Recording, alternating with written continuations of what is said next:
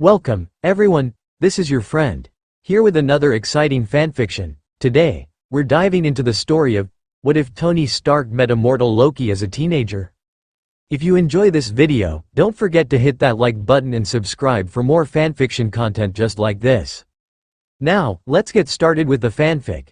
It was the night of Thor's coronation and Asgard was celebrating the Golden Prince's ascension to the throne. Everyone was taking part of the festivities, except Loki. The younger prince was currently in his room, putting his books back on the shelves. He then took his time clearing his desk, arranging his papers and putting away his writing instruments. When his things were all accounted for, he fixed his bed and cleaned his blanket and pillows with magic. Loki swept his eyes around his chamber, looking for anything he may have missed. Seeing none, he closed the door and walked towards the great hall. The young prince slipped into a chair reserved for him, near the dais where his parents were sitting. He glanced at Odin and Frigga. Odin was smiling, pride for his older son evident in his features. The same could be said of Frigga. Loki followed their gaze and spotted Thor raucously laughing with his fellow warriors at the other table. A serving girl approached and gave Loki a goblet full of mead. He sipped his drink, not wishing to become inebriated. Loki idly looked around the room and noted all the revelers in the hall were already in various states of drunkenness. Usually watching the Aesir make fools of themselves was Loki's source of amusement during feasts, but tonight he paid them no heed. All his attention was focused on his brother. Everyone in the hall was taking turns making toasts to Thor's reign. Loki could tell from the flushed look on the Thunderer's face that he had already ingested copious amounts of alcohol. He figured Thor would probably be unconscious for the next few days at the rate he was drinking. The trickster stayed for another hour, making small talk with Sif and Hogun. Numerous salutations and well wishes later, Loki was bored out of his mind. There were only so many variations to the words peaceful, prosperous, joyful, and successful before it got repetitive. Some warriors skipped the words altogether and yelled something incoherent, while the rest shouted something equally incomprehensible back. Loki rolled his eyes. It was torture listening to these drunken idiots. He walked over to his parents' table and asked to be excused. Instead of going to the direction towards his chambers, though, the god of mischief made for the door leading to the gardens. He was almost outside when a familiar voice rang out.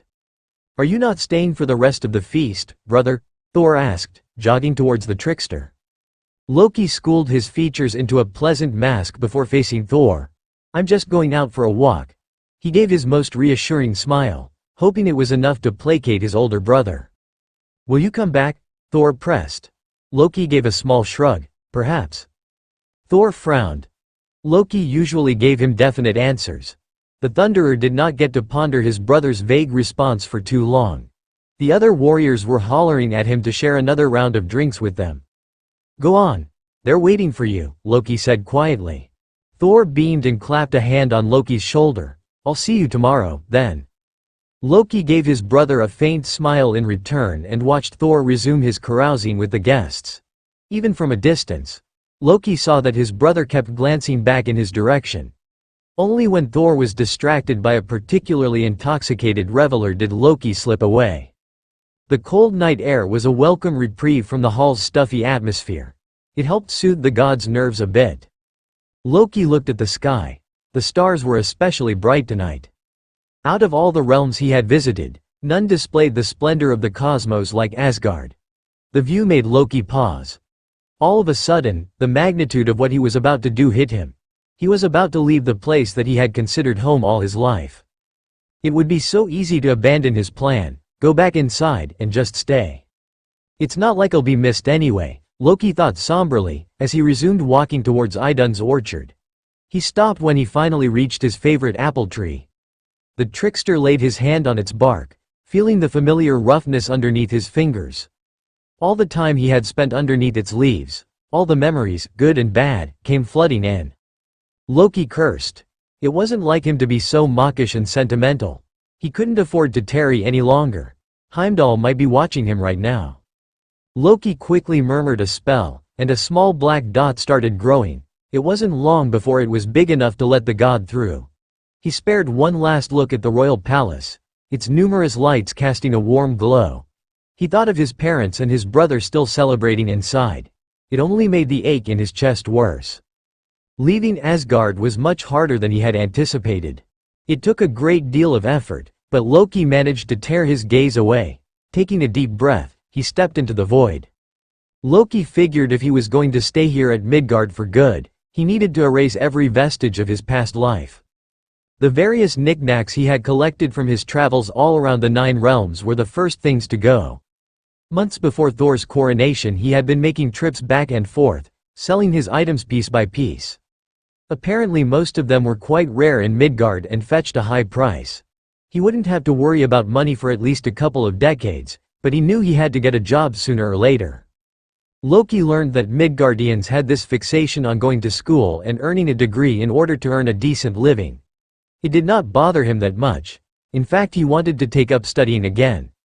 Thor always teased him about it. His brother had never understood why he preferred reading instead sparring or going on adventures. At least Thor saw his love for learning as just another one of his idiosyncrasies.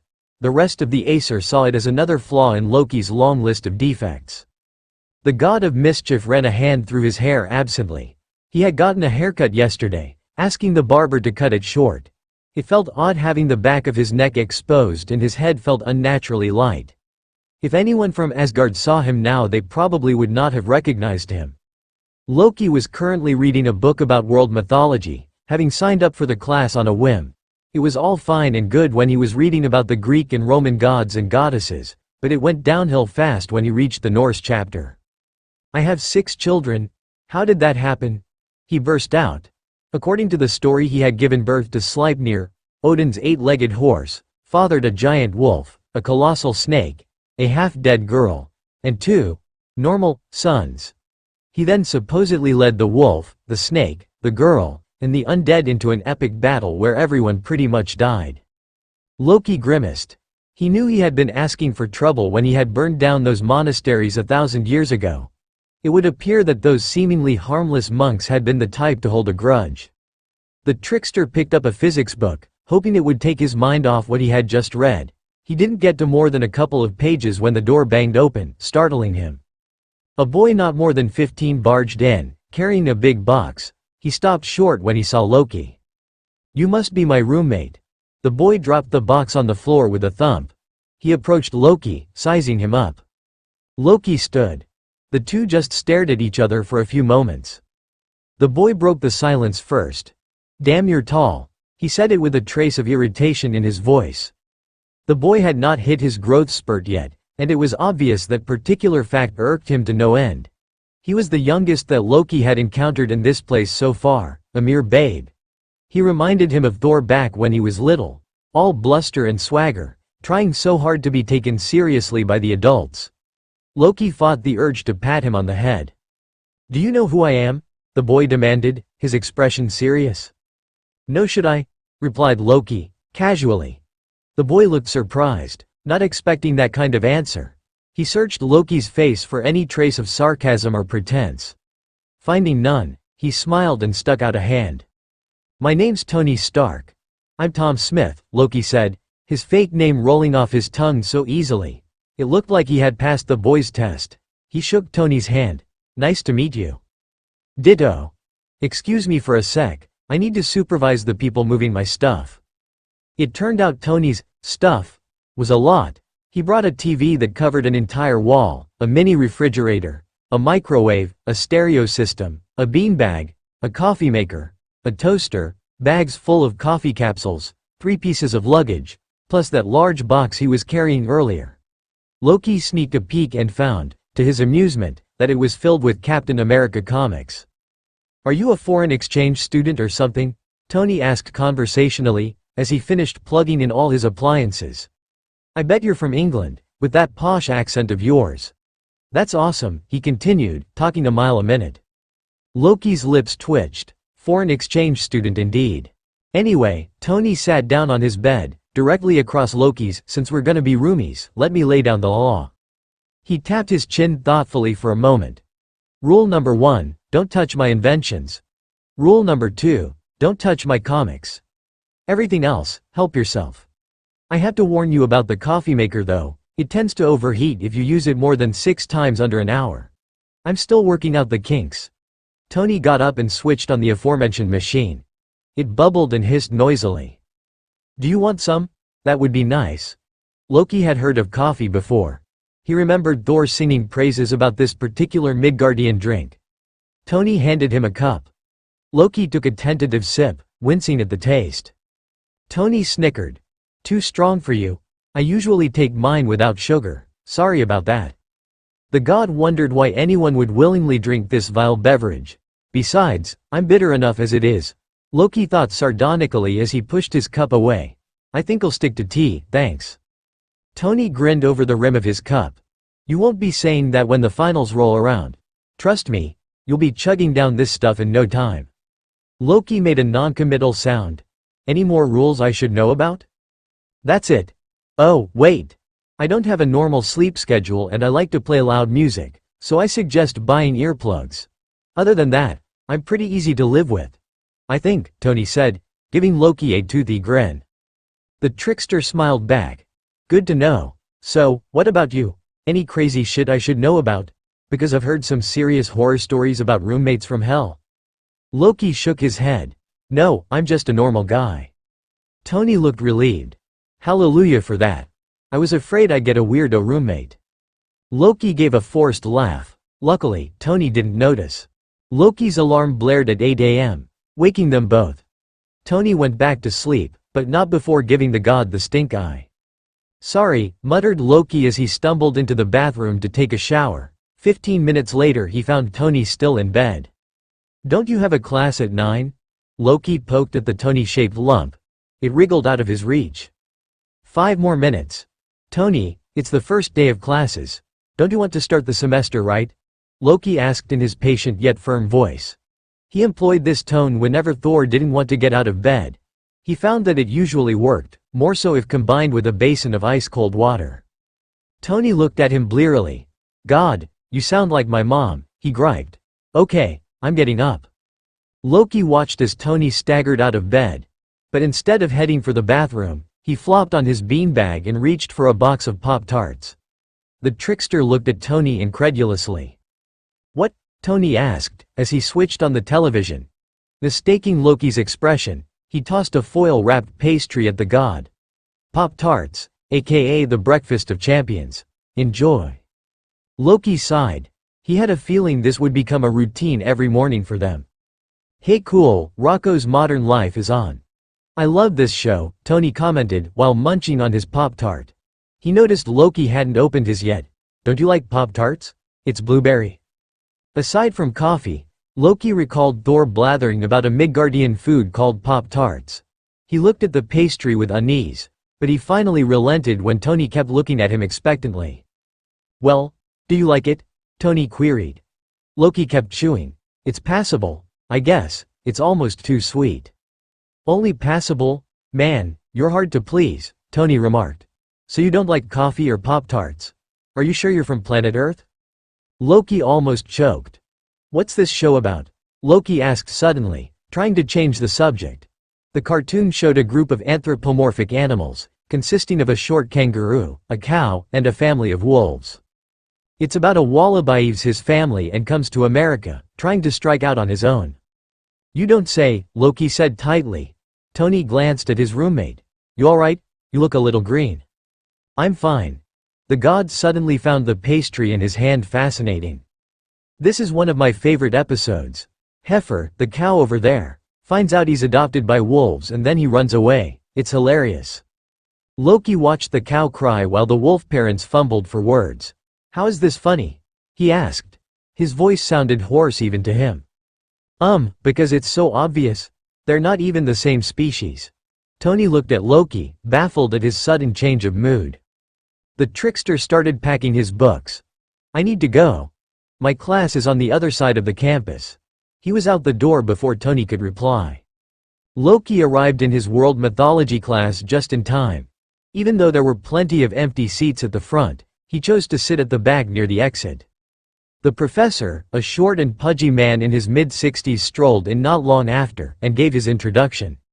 Now this might seem a little unorthodox since a mythology class usually starts with the Greek and Roman deities, but for today let's start with the Norse gods.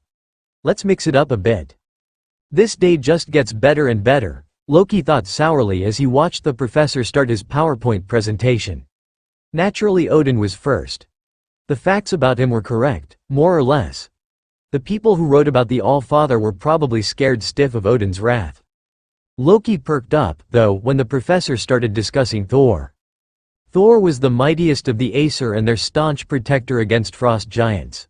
He was exceptionally strong, but rather naive and dim-witted. Loki couldn't help but laugh at that. It described the Thunderer perfectly. He masked his sounds of mirth by pretending to have a coughing fit. The professor looked up from his notes, scanning the room for the noisy student. Loki immediately stopped. Satisfied, the professor resumed his lecture. A picture of Thor came up, the god of thunder riding a chariot being pulled by two goats. The caption underneath stated, "Thor, Lord of Goats." It took less than 3 seconds of holding it in before Loki started cracking up, his guffaws echoing across the room. The professor shot him a displeased, yet resigned look. Every semester, he always encountered a problem student. But it looked like this one was going to be more troublesome than the others. "I'm glad you find my lecture entertaining, Mr. Smith," Loki supplied, still chuckling. "Would you like to share your thoughts with the class?" "No, I don't think you're going to like it very much." "But I insist, Mr. Smith." Loki snorted at the sheer ridiculousness of it all. "I can't believe I'm going to argue about goats." "Very well, since you insisted. Thor does not ride a chariot to battle. And certainly not one pulled by two goats. Good luck training a goat from Asgard to do that. It is the most cantankerous, ill-tempered animal out there. It will not hesitate to gore your genitals if you get too close," Loki said humorlessly. The whole class started laughing, much to the professor's consternation. Loki pushed on, ignoring them. Volstagg tried to approach one once. "Let's just say he's fortunate that gods can regenerate body parts." "Pray tell then, how did Thor travel?" the professor asked, trying to trip Loki up. "With Mjolnir, of course," Loki responded in a tone that suggested that the professor was a complete moron. "He flies using his hammer. If he's feeling especially ostentatious, he'll do it with flashes of lightning preceded by booming thunder. The oaf is hardly ever subtle," he groused. The professor gave a strained smile.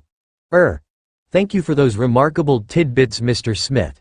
He shuffled his notes, flustered by Smith's exposition. But to his credit, he rallied pretty quickly. "Thor was described as fierce-eyed, red-haired and red-bearded," he continued, but was again interrupted by Loki. "No, he's not," the trickster said crossly. "He's blonde. Why do you think the Vikings prized blonde hair so much? They even had a special soap to make their hair lighter." Then Loki's expression softened. When he spoke again, his tone was almost reverent. His eyes rivaled the seas of Vanaheim. There is nary a trace of malice or guile in them. His hair is like spun gold and his smile is brighter than all the stars above Yggdrasil. Loki trailed off when he noticed the class had gone quiet and everyone was staring at him.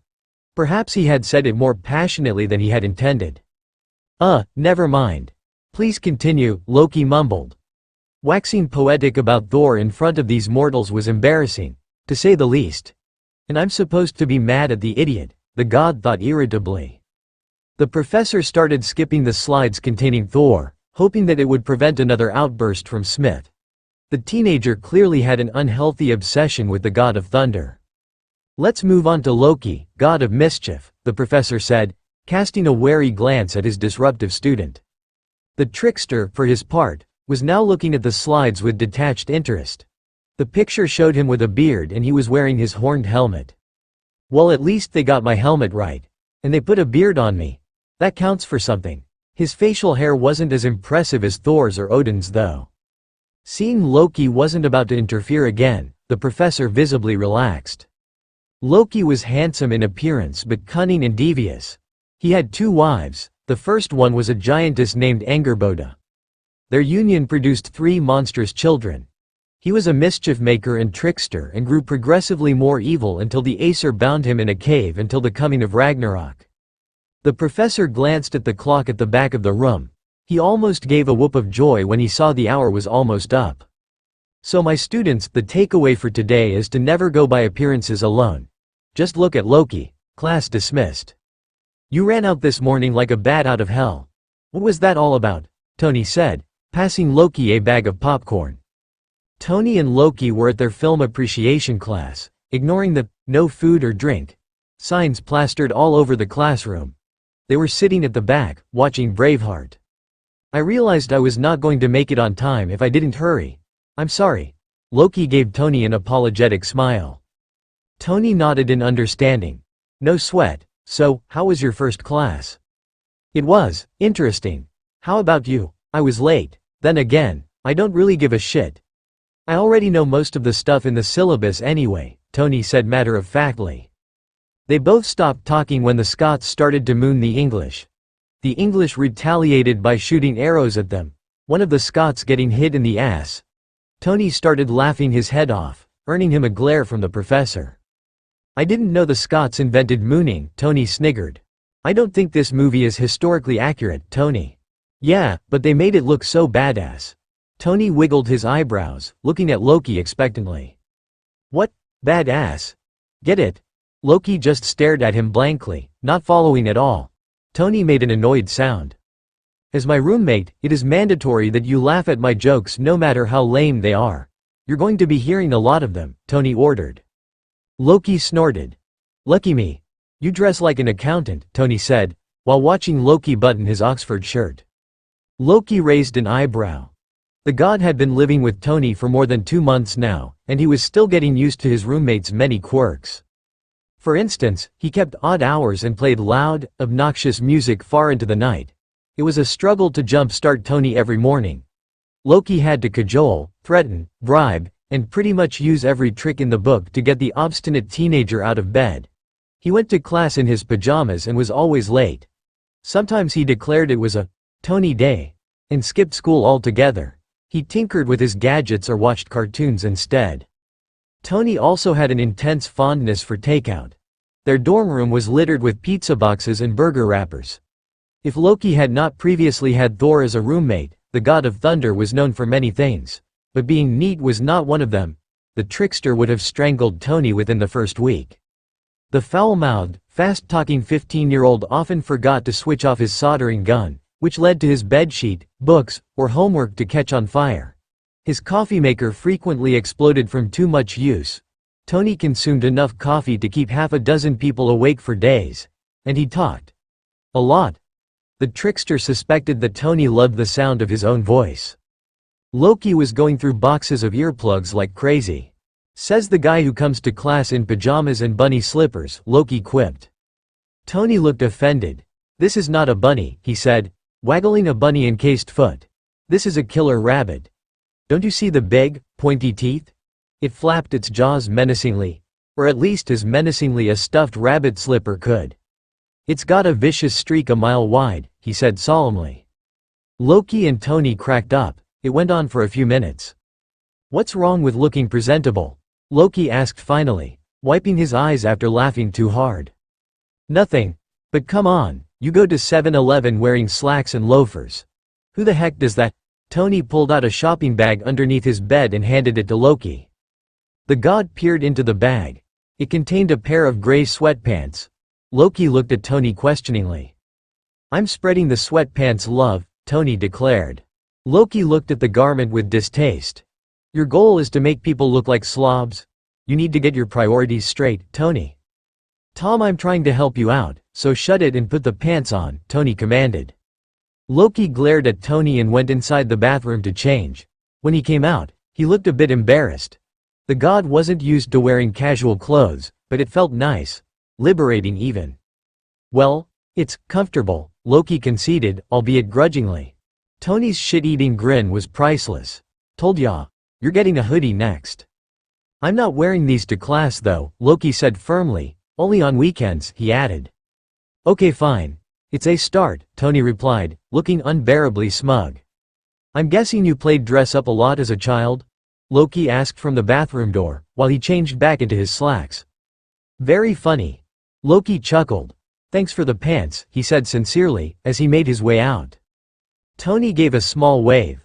Later, dude.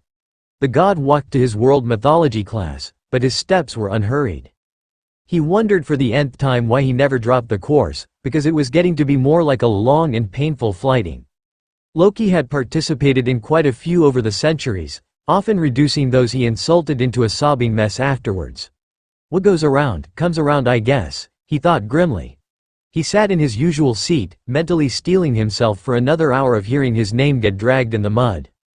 Good morning everyone. Today we're going to discuss Ragnarok, the doom of the Norse gods. The professor glanced at the trickster from his podium, gauging his reaction.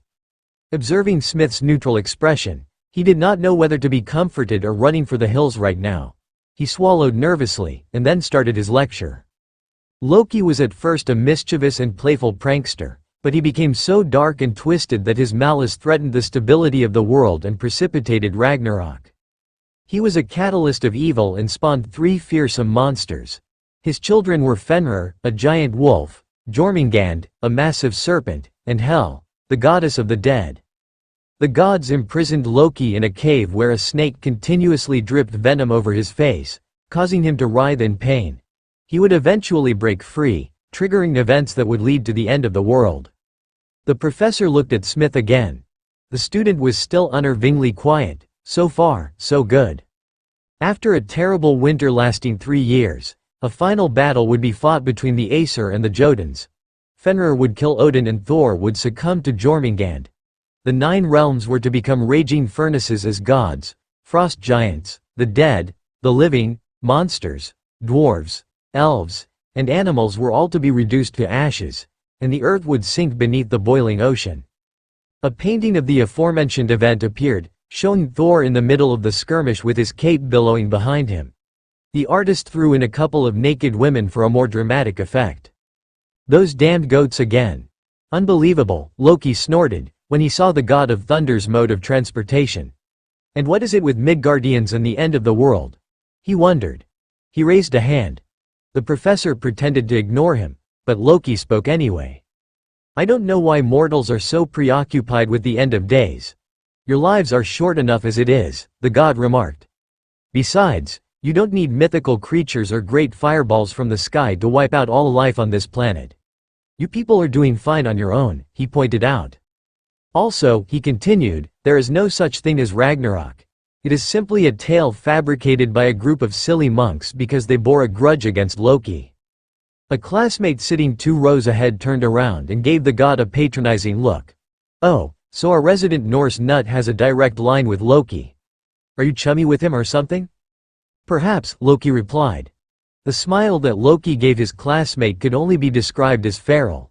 He laughed inwardly when the guy shuddered and averted his eyes, clearly freaked out. The professor wanted to continue his lecture, but Loki silenced him with a look. It is unfair that Loki is portrayed as the villain in the myths. Yes, he is mischievous, but never evil. He played tricks for a reason. His purpose was to teach a lesson to those who thought so highly of themselves. Loki was all worked up now, his tone harsh and full of vehemence. The whole class was listening to the god's fervent monologue, hanging on to his every word. God of lies? Loki scoffed, he is more truthful than most Aesir. Loki knows he is flawed, he never pretended to be perfect, unlike the rest of the gods. He was not afraid to point out their shortcomings, or when they were being hypocritical. Loki paused, his voice growing soft. He loved and protected Asgard. He repeatedly risked his life for her benefit. Many times he saved her from ruin. But the Aesir continued to treat Loki poorly. He never measured up to their standards. The trickster looked down at his lap. He paused again, struggling to get the words out. Then one day he couldn't bear it anymore. So he went away. A god can grow tired and disillusioned, just like everyone else, Loki said quietly. Loki drew a shaky breath. He could not stand to stay another minute in the room, so he gathered his things quickly and left. The trickster arrived at his film appreciation class and found Tony slumped over a table, snoozing. Hey Tony. The movie's starting, he said, tapping the teenager awake. Tony wiped the drool from his face. Wonder what kind of shitty movie we have to watch today, he mumbled. Ocean waves appeared on the screen. Maybe it's about surfing, Tony mused aloud, suddenly interested. He made an enraged sound when he saw Point Break. Are you kidding me? I didn't get out of bed this morning to watch Keanu Reeves," Tony exclaimed. He started throwing popcorn at the screen in protest. "Goddamn it. I'd rather watch a Michael Bay movie." "Mr. Stark. This is not Rocky Horror Picture Show. And no eating in the classroom," the professor barked. She stomped over and confiscated Tony's bag of popcorn. Tony promptly took another one out from his backpack and proceeded to eat as noisily as possible. He chewed with his mouth open, smacked his lips, and shook the bag like a maraca. The professor looked ready to explode. "Do you make it your life's mission to antagonize your teachers?" Loki inquired, grabbing himself a handful. Tony snickered. "Let them get pissed. That's what they are being paid for," he replied airily. They watched in mute horror as Keanu Reeves aka Johnny Utah proclaimed the immortal line. "I am agent, holy shit, he spelled FBI right. That's an Oscar performance right there," Tony gushed. Everybody cracked up. "Mr. Stark. I can't help it, I'm so moved by his stellar acting." Nobody took the movie seriously after that. The class kept bursting into giggles whenever Keanu uttered his lines. It didn't help that Tony kept on doing his running commentary. No one was sympathetic when Bodhi, Patrick Swayze's character, died and Keanu threw his badge into the water, dismayed at how his life turned out. "Don't forget, you all have a paper due on Monday. Is Bodhi a tragic figure or a manipulative degenerate? Argue both points," the professor called out after her students, who were all very eager to get the hell out of there. "That movie sucked serious donkey balls," Tony said, as soon as they were out of the professor's earshot. Loki nodded. "Definitely."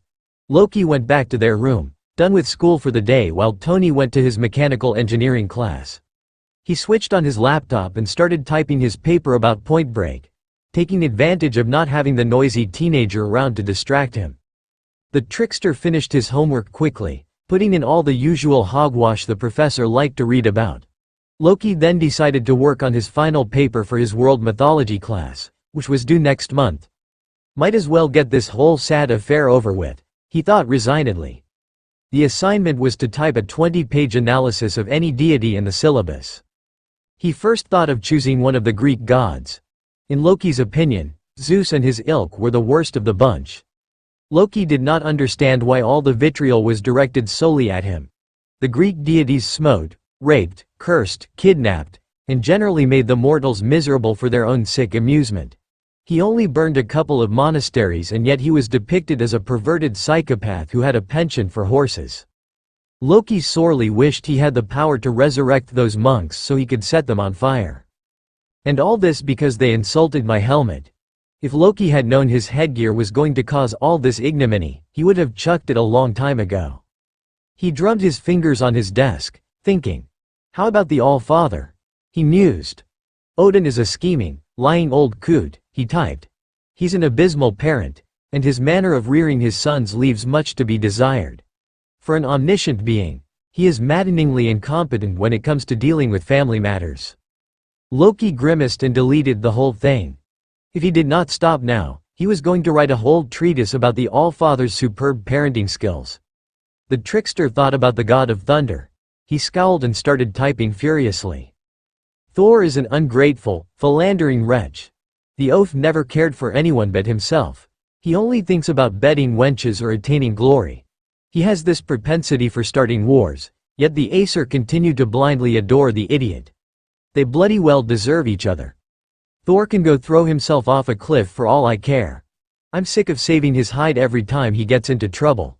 Good riddance to bad rubbish." The trickster deleted everything again, then slammed his laptop shut in disgust. He was running out of ideas. The rest of the gods were not interesting enough for him to be able to meet the page requirement. Unless, why not? Who can write a better paper about the trickster than me? Loki thought. He was not doing this to pump his ego. He only wanted to set the record straight. His fingers started to fly across the keyboard.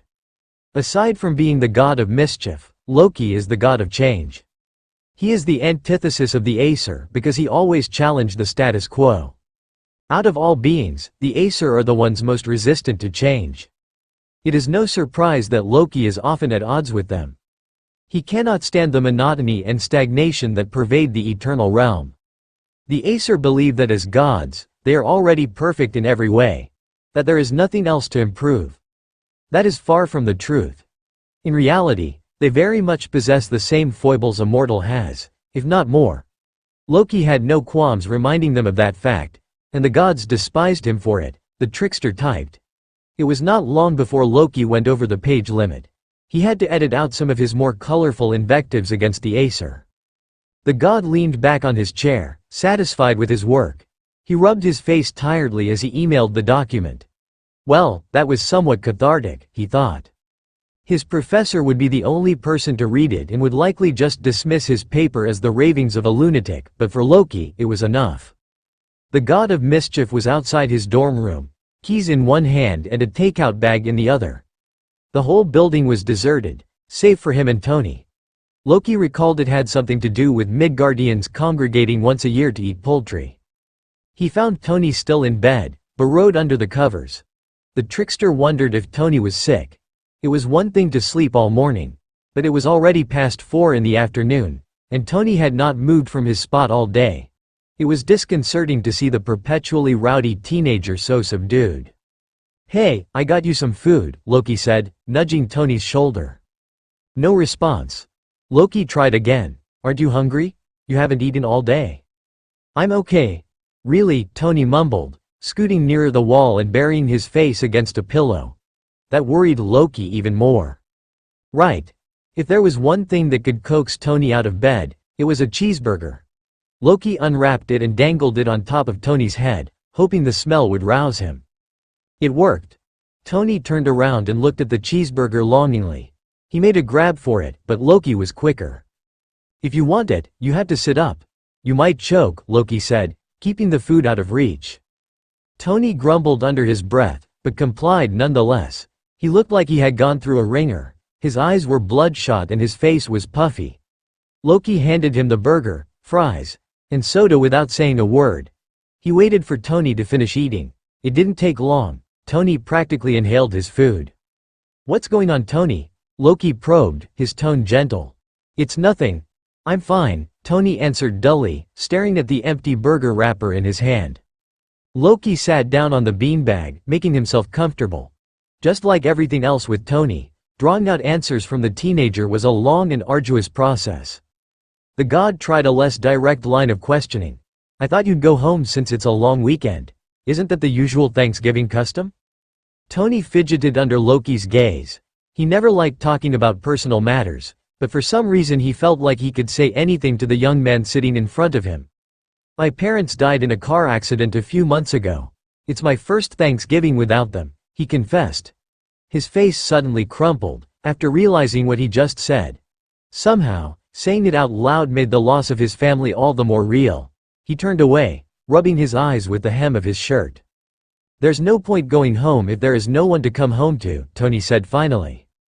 Loki didn't know what else to say. He laid a tentative hand on Tony's arm, hoping it would give him some comfort. "I'm so sorry. It's okay."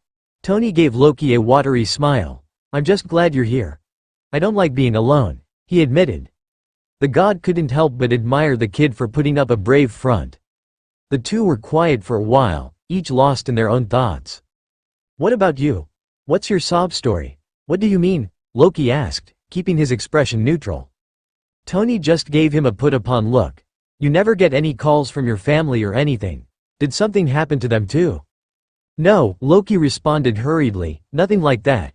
He didn't want to talk about it, but it wasn't fair to leave Tony hanging either. "I'm not on speaking terms with my parents right now," the god explained. "Why? What happened?" Loki shrugged, trying to be casual about it. "They kept the truth from me. I found out I was adopted from somebody else." His demeanor was calm, but he kept fiddling with the ring on his finger. "I've always known that there was something a bit off, but still. I deserved to know." He gave a wry grin. "So here I am." Tony nodded in understanding. "At least you still have your parents. Related by blood or not, they're still your family," he pointed out. "You can't stay mad at them forever." "I suppose," came the god's non-committal reply. Loki didn't expect someone like Tony to give sage advice. The trickster studied his roommate more closely. He realized that underneath all the swearing and sarcasm was a boy wise beyond his years. The moment was broken when Tony's stomach gave a loud growl. "I'm still hungry," Tony moaned. Loki let out a chuckle, glad that the old Tony was back. "There's a restaurant that serves turkey nearby. Do you want to go? My treat." "Awesome. I'll go change," Tony said. His mood considerably improved. "Can we also go see a movie after dinner, please?" "Sure. Whatever you want, Tony." "You need help with those?" Tony asked, as Loki struggled to close the door with his foot, arms laden with plastic bags. Not waiting for a reply, Tony took a couple and looked inside. "Whoa, what's all this stuff?" Tony pulled out a spatula, looking at it like he had never seen one before. "What's this thing?" He started examining a rectangular pan with a plug attached to it. "It's an electric skillet," replied Loki distractedly. The trickster was trying to figure out where to put all his books and papers to make room for his new stuff. It was not an easy feat since Tony's gadgets took all the available space in the room. "I'm going to teach myself how to cook," the god announced, after everything was settled. Tony cocked his head to one side, looking amused. "Is this because of a bad burrito you had a few weeks ago?" Loki shuddered at the memory. The mere thought of a burrito made his stomach churn. "I'm getting heartburn, Tony. A man cannot subsist on microwave dinners alone, you know." "But eating junk is part of the whole college experience," Tony argued. "Hey, leave my Pop-Tarts alone." He glowered at Loki as he fished the pastries out of the trash can. "Here," Loki said, handing Tony a bag of blueberries. "It wouldn't kill you if you eat real fruit once in a while." "What are you talking about? Pop-Tarts are baked with real fruit. It says so on the box." Tony shook the package in front of Loki's face for emphasis. Loki rolled his eyes. "Read the small print. It only contains 10% fruit. I've seen credit card interest rates with higher percentages." "Next thing I know, you're going to force me to eat salad," Tony groused. "That's not a bad idea. You're 15 years old, your body needs nutrients." Tony looked mutinous. "You eat ice cream more than 3 times a day and you bust my balls over what I eat. And where the hell does it all go anyway? You should weigh, like, 400 pounds by now." Loki was not listening. He was too busy thumbing through a cookbook. "I'll start with scrambled eggs. It sounds easy enough for a novice to make," he said conversationally. Tony threw his hands up in defeat. "Fine, if I'm going to eat rabbit food, you're eating it too." "Fair enough," Loki said, a smile tugging his lips. "By the way, do you know how to cook?" "No, and I have no intention of learning," Tony replied peevishly. "Why not? It's a useful skill. Billionaires don't cook. Asking me to cook is like breaking a law of the universe. And for the record, coercing a 15-year-old to operate a dangerous device is very irresponsible on your part. Shame on you, Tom," Tony admonished seriously. Loki stared at the teenager incredulously. "Tony, you solder pieces of metal around flammable materials. How is using an electric skillet more dangerous?" Tony gazed at his roommate like a hurt woodland creature, all wide eyes and innocence. "But I don't want to cook," he whined. "I'll invent anything you want, just don't ask me that." "You're not going to let me starve, are you?" "You're not that cruel," he said in a small voice. Loki gave a long-suffering sigh. He had a better chance persuading Fandral to stop wenching than convincing Tony to take up cooking. At least he managed to sway the self-proclaimed billionaire to eat healthy. "Oh, all right. You'll be my test subject then. Maybe I should have you sign a waiver or something," the god pondered. "Best roommate ever. Kiss ass, 5 years later."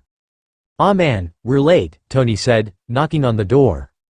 The two were standing outside a fellow dorm mate's room, waiting for the host to let them emanating from within. The end of the semester party was already in full swing. Loki snorted. "Since when have you cared about being punctual over anything?" "Anything that's not school-related," Tony wisecracked. He started pounding on the door, eager to get in. "Yeah, I'm coming," yelled someone from the other side. The door opened, revealing a tan guy sporting a buzz cut. "Hey, it's Bert and Ernie. I mean, Tom and Tony. Glad you guys made it," he said, ushering them inside. "Real cute, Duke," Loki retorted, handing Duke the chips and dip they brought. "Sue, where's the booze?" Tony said, without preamble. "Follow me." They went to the bathroom. Several people were gathered around the bathtub, ladling violet liquid into paper cups. "Gentlemen, I present to you Purple Jesus," Duke said, flourishing the drink like it was vintage wine instead of cheap vodka and grape juice. Before he handed Loki a cup, he stopped. "Hold up, you're legal, right? I'm already putting my ass on the line with Tony here," he said, jerking a thumb at the billionaire. While Duke was not looking, Tony had managed to finagle not one but two cups in just under a minute. Loki wanted to say that he was older than the fellow the drink was named after, but he nodded instead. "I'm 23. Do you want to see my ID for verification?" he said, trying to keep a straight face. "Just checking. MIT is full of child prodigies with fake mustaches running around the place." "Fooled me a couple of times," Duke said, chortling. He saw Tony was guzzling the stuff like there was no tomorrow. "Careful. This drink goes down easy, but kicks like a horse afterwards," he warned. "I've had stronger drinks than this," Loki said, remembering the mead back in Asgard. The first time he had tried mead, he had been unconscious for a week. He took a generous swig of purple Jesus. It tasted pretty good, considering it came out of a bathtub. He refilled his cup to the brim. Duke shrugged. "Don't say I didn't warn you." Tony was still happily chugging down the hooch. "Damn Duke. This has more Jesus than purple in it. You're a genius, the Da Vinci of drinks," he babbled, already a bit tipsy. Duke guffawed loudly. "Thanks. See, he laughs at my jokes, but you still don't after all these years." "We gotta work on that," Tony slurred, leaning on Loki. "If you start vomiting, I'm leaving you out in the hallway," Loki threatened. Killjoy. "So, Tony, ready to take on the corporate world yet?" Duke asked. Tony made a face. Don't remind me." He walked, or rather wobbled, towards a group of girls, abruptly ending the conversation. "Don't mind him. He's lamenting the end of his carefree days," Loki said, watching his roommate do some drunken flirting. The girls, for their part, were observing Tony silently, like he was some peculiar science exhibit. "Can't say I blame Tony. Guys our age only have to think about paying off our student loans and getting dates. But he has to worry about running one of the largest companies on the planet. And he can't even legally drink yet. The pressure must be intense," Duke said glibly. "Yes, it is a heavy burden for someone so young," Loki agreed. "But Tony is capable of doing great things. He just needs a bit of guidance, that's all." The god refilled his cup again, not feeling the effects of the alcohol yet. Tony in the meantime had sidled up to a pretty blonde, chatting her up in what he thought was a cool and suave manner. "Hey baby, I'll be your Burger King if you'll be my Dairy Queen," he said, giving her a saucy grin. "Oh sweetie. I think you had too much to drink already," the blonde cooed, kindly patting him on the cheek. Tony pouted. "What are you talking about? I'm stone cold sober," he retorted, his voice getting louder by the second. Noticing that his friend was on the brink of an alcohol-induced tantrum, Loki was at his side in an instant. "Listen to the lady, Tony. You're drunk and she's out of your league," he said smoothly, while tugging him away from the girl. "I'm Tony damn Stark. I'm the one who is 20,000 leagues above everybody else," the billionaire proclaimed. He tried to give Loki an intimidating glare, but it came out cross-eyed instead. "Why did you cock-block me? I was in the zone." "She must be at least 6 years older than you. That's why she's out of your league," Loki responded patiently. "Can't believe this is the same guy who earned 2 PhDs in just a year," Duke sniggered. Tony flipped him off in retaliation. He then tried to wriggle out of Loki's iron grip. "I think this is our cue to leave," Loki said, while holding a struggling Tony. He gave Duke an apologetic grin. Tony immediately started protesting. "We just got here, and I want to drink some more," he howled. "You'll be singing a different tune in the morning," Loki muttered. He steered his recalcitrant roommate to the exit, earning him sympathetic looks from the people in the room. "Thanks for the invite, Duke," the trickster called out, as he pushed Tony out the door. First heartburn and now this, Loki thought. Being cut off from magic, as Tony put it, sucked serious donkey balls. He really should have listened to Duke. The drink didn't just kick like a horse. It was more like Sleipnir's 8 hooves were doing a rather enthusiastic Riverdance number inside his skull. Back in Asgard he had never experienced a hangover. His magic had taken care of it while he slept. Ever since he sealed his magic to prevent detection, he started feeling all kinds of bodily discomfort. Loki was jolted out of his musings when he heard a loud thump, which sounded like a body hitting the floor. He cracked an eye open and saw Tony slowly crawling towards the fridge. "You okay?" Loki asked. He tried to sit up, but his limbs wouldn't cooperate. "Jesus kicked my ass," Tony croaked, after downing a gallon of water. "I feel like shit." "Me too." Loki fumbled for the aspirin inside his bedside drawer. He swallowed a handful and tossed the bottle to Tony, who took it gratefully.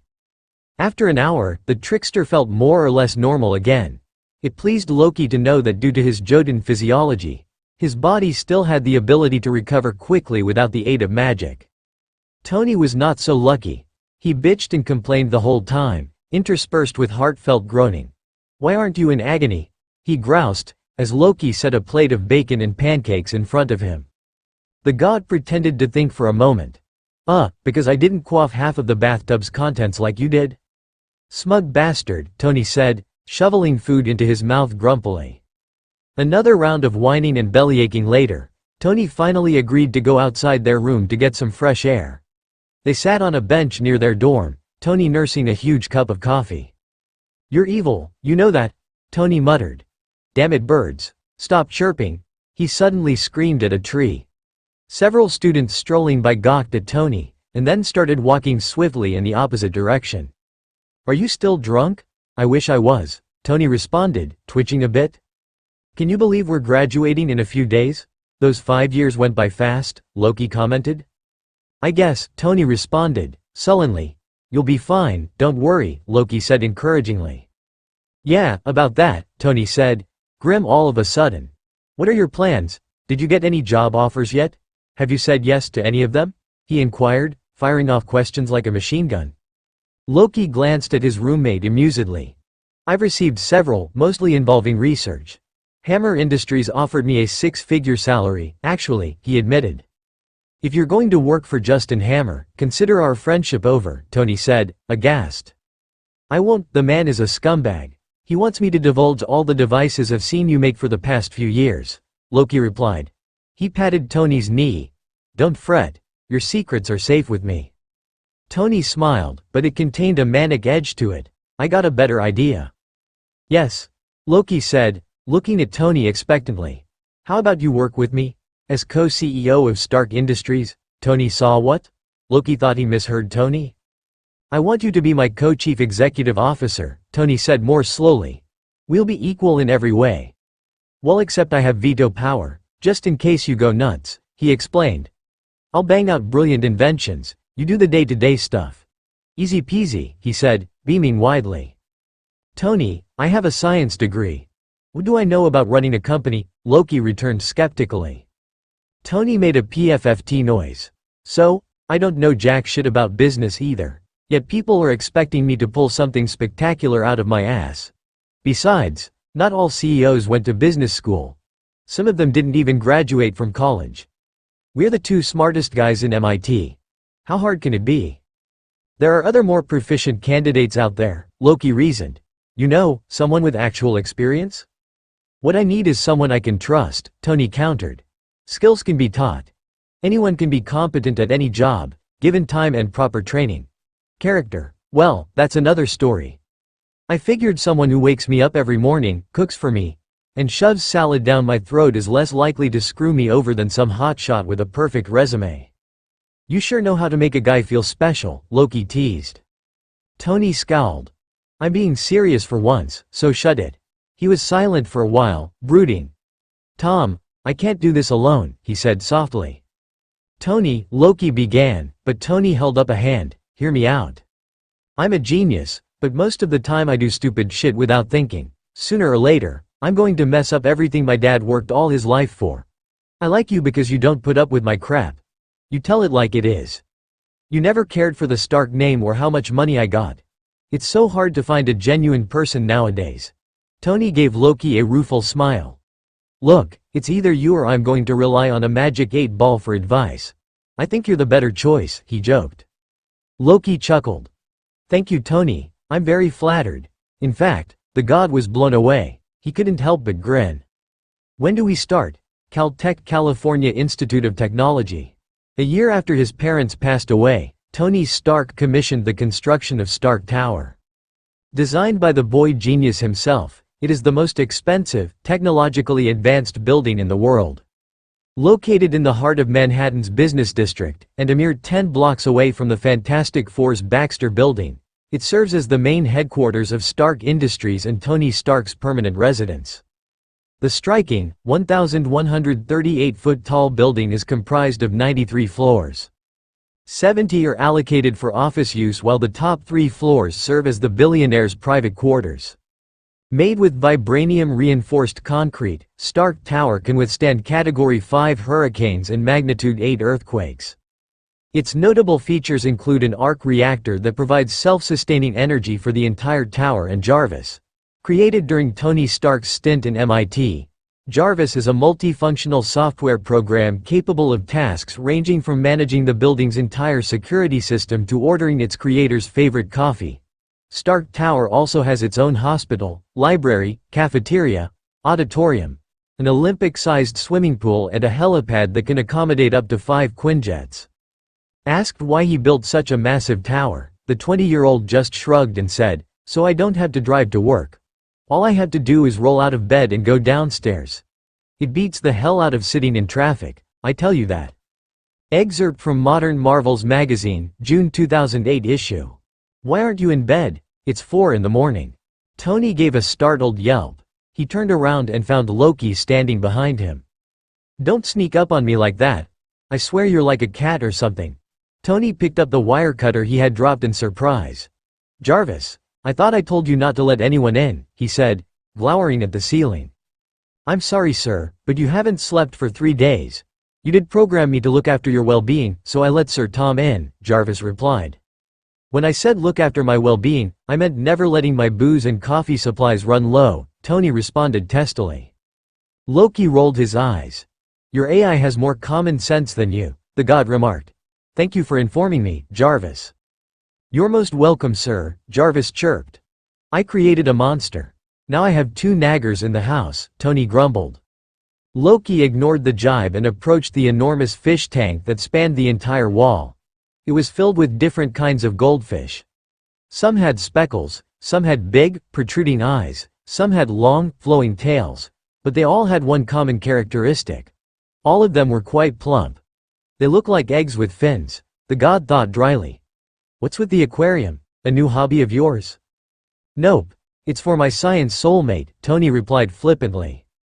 "Science soulmate," Loki repeated. "Is that a real term or did you just make that up?" Tony shot him a mildly annoyed look. "Do you remember Bruce Banner from Caltech? He presented a paper about nuclear physics back in our sophomore year." The trickster thought for a minute, brows furrowed. "Bruce Banner? The gamma radiation expert?" "Yup. I bumped into him at SHIELD headquarters after my meeting with Fury last week, and I invited him to come live with us. I read somewhere that aquariums reduce anxiety levels. Believe me, it's in our best interest to keep Bruce stress-free," Tony said. "How so?" "Well, he was working on replicating the super soldier serum using gamma rays, and for some reason he decided to experiment on himself. Every time he gets angry or upset, he turns into this enormous green rage monster. Bruce hid from the government for 2 years, until SHIELD finally nabbed him," Tony responded matter-of-factly. He pointed at a circular glass cage in front of him. "I made this containment chamber just in case he accidentally transforms. I've been testing it for days now. So far, so good." The billionaire went inside the chamber and attached explosives on the wall. Loki looked at the cage thoughtfully. "I'm surprised Fury agreed to this arrangement. How did you manage to convince him? And Bruce?" Tony grinned. "I told Bruce he's not going to find a cure for his condition in that sad excuse for a workshop SHIELD calls a research laboratory. As for Fury, I told him I won't provide him any more weapons if he doesn't give me Bruce." He snickered, remembering the look of utter fury on Fury's face. "He should have taken a picture. We geniuses gotta stick together, ya know?" Loki cocked an eyebrow. "So let me get this straight. You basically invited a man with a Dr. Jekyll and Mr. Hyde complex to come live here, and the only thing to inhibit him from turning into an enormous green rage monster is a tank full of fish. I'm also throwing in smooth jazz and mood lighting," Tony said, brimming with optimism. Seeing Loki's dubious expression, the billionaire put on his patented hurt woodland creature look. "I was hoping you'd be okay with it," he said plaintively. Loki waved a hand. Hey, it's your tower, do whatever you want. Tony beamed. Awesome. I promise you'll like him. Bruce is a pretty cool guy. The billionaire picked up a detonator and hid behind a dark green couch, while motioning for Loki to join him. The god tossed him a confused look. I'm using bombs to simulate the Hulk repeatedly punching the cage. If I did my calculations right, the glass will not shatter and stab our asses, Tony explained, ducking a bit lower behind the couch anyway. I feel so safe after hearing that. Tony laughed and pushed the button. The explosions went on for a full minute, rocking the entire floor. Experiment 100% successful. Congratulations, sir, Jarvis proclaimed. Tony pumped his fist in the air and did a little dance. Loki looked on, amused. So when is Bruce arriving? Today. I'm picking him up around 10, Tony said, totally excited. Better go to bed then. But I'm all pumped up, Tony argued. No, go to bed. Staying up won't make time go faster, Loki chided. Yes, mother. The Bruce Banner that Loki remembered in the past was vastly different from the person who just walked in the lobby. Loki recalled a brilliant young man standing on a podium discussing his paper about boson field equations and triple alpha process with confidence and ease, as if he was just talking about the weather. But the stress of living as a fugitive had taken its toll on him. He was pale and gaunt, looking like he had not had a decent night's sleep in at least a decade. His clothes were 3 sizes too big for his skinny frame, and they were patched and fraying at the edges. Bruce had the air of a shell-shocked refugee, clutching his duffel bag like it was his lifeline. Loki guessed that all of the scientist's worldly belongings were probably stuffed inside that little bag. No wonder Tony was so adamant to bring him, the trickster thought. He saw Tony talking animatedly to Bruce as they made their way towards him. Bruce, meet Tom Smith, my brother from another mother, Tony said, introducing the two. I'm also his personal cook and therapist, Loki chuckled, shaking the scientist's hand warmly. Hello, Dr. Banner. I admire your work on anti-electron collisions. Simply marvelous. Bruce flushed. Thank you. Please, call me Bruce, the scientist replied, giving him a small smile. Tony clapped his hands. So, let's start the grand tour, shall we? They went to Tony's floor first. Since it was on the 93rd floor, it afforded the best panorama of Manhattan. Tony didn't like anything obstructing his view, so he installed walls made entirely out of smart glass. It functioned just like a one-way mirror. Tony could see everything outside, but at the same time the reflective surface of the glass prevented outsiders from looking in. The glass also automatically filtered UV light and changed its tint depending on the temperature inside the room. Tony's residence contained a state-of-the-art home entertainment system, a fully stocked bar, a regular-sized kitchen, a large DRD table, a pinball machine, a huge red couch, and various beanbags scattered all over the room. It had 2 spacious bedrooms, one for Tony and another for a guest. This is Candyland, Tony said, making a beeline for the coffee maker. Want some coffee, Bruce? No thank you. I can't ingest caffeine or alcohol. It might let the other guy out, Bruce answered, embarrassed. Tony looked horrified. No booze or coffee at all. Don't worry, buddy, we'll find a cure, he said, more determined than ever. After that they went to Tony's 2 labs. Bruce wanted to stay and explore, but Tony bodily dragged him out. They went to Loki's place next. Loki's floor was outfitted exactly like Tony's, except it was darker and cooler inside. Bruce noticed the kitchen was larger than average, all steel and gleaming surfaces.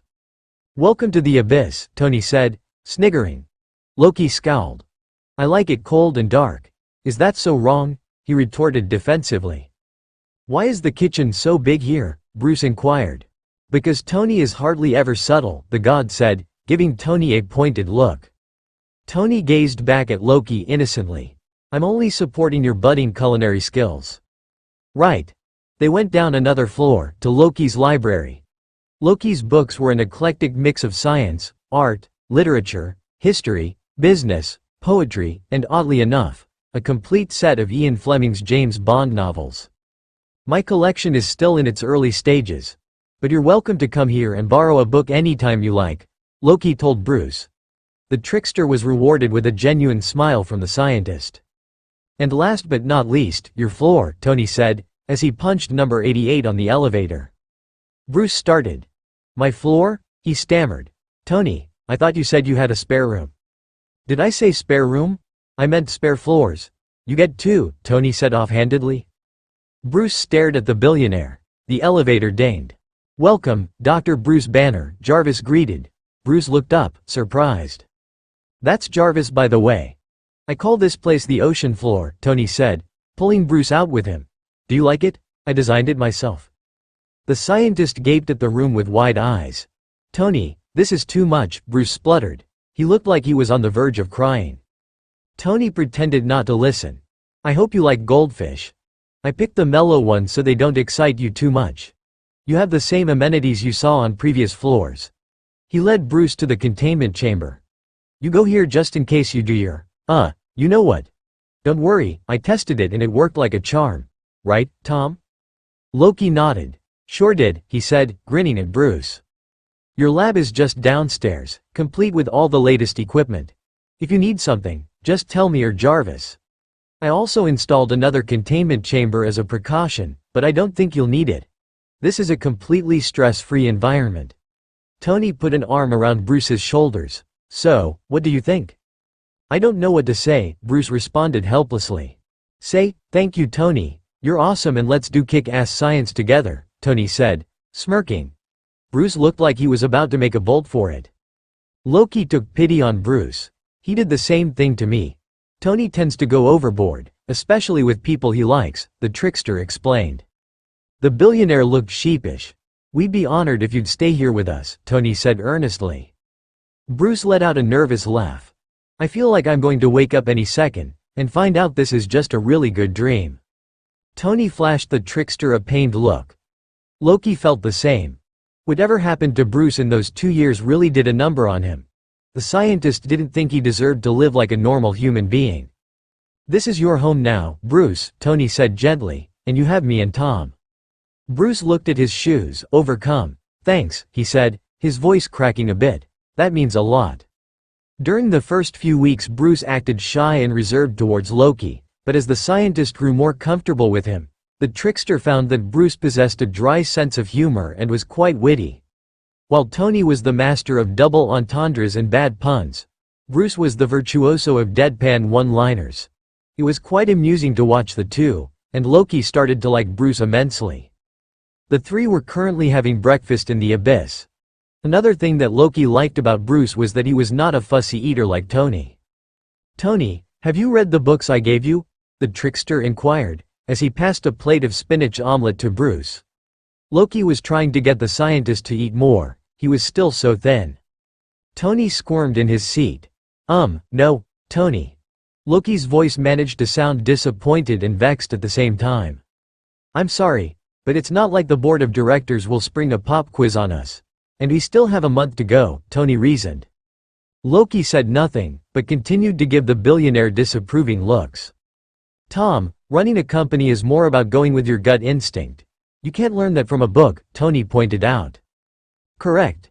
But we need to have at least some rudimentary knowledge about how it works," Loki responded. "I don't want us running into this venture completely blind. I did my homework, I expect you to do yours," he said, while staring Tony down. Tony held up his hands in defense. Okay. I'll do it this week." "Geez," the billionaire grumbled, completely cowed. Tom was worse than any professor he had ever met. The trickster beamed. "Thank you. How is Mr. Stain doing, by the way? He's not sore with us replacing him, is he?" Loki asked concernedly. He was not entirely comfortable with the idea of someone getting demoted because of him. Tony started laughing, almost spitting out his food in the process. "Obi? Hell no, 5 years ago he had a head full of hair, but now he's completely bald and a raging alcoholic. He's moving to the Bahamas once we take over." Loki dropped his fork. "That didn't sound promising at all. You didn't say that this job entailed losing one's hair and sanity." "Relax. That's what toupees are for," Tony replied cheekily. "And you have me as your shock absorber," he added, winking at the god. "That's very comforting," Loki said, rather sarcastically. Then Tony's mobile rang. The billionaire frowned when he saw the name on the screen. "Excuse me," he said, suddenly serious, and stood up. He walked to the other side of the room. out of Loki and Bruce's hearing range. The conversation lasted only for a couple of minutes, but when Tony came back, he looked tense. "They found him," Tony announced. Loki noticed his friend was gripping his phone tightly. "Who?" Bruce asked. "Captain America. Met Metropolitan Museum of Art, located in New York." "What? Everyone thought he was dead," Bruce said, astounded. "They never found his body, remember? He was frozen in ice, somewhere in the Arctic.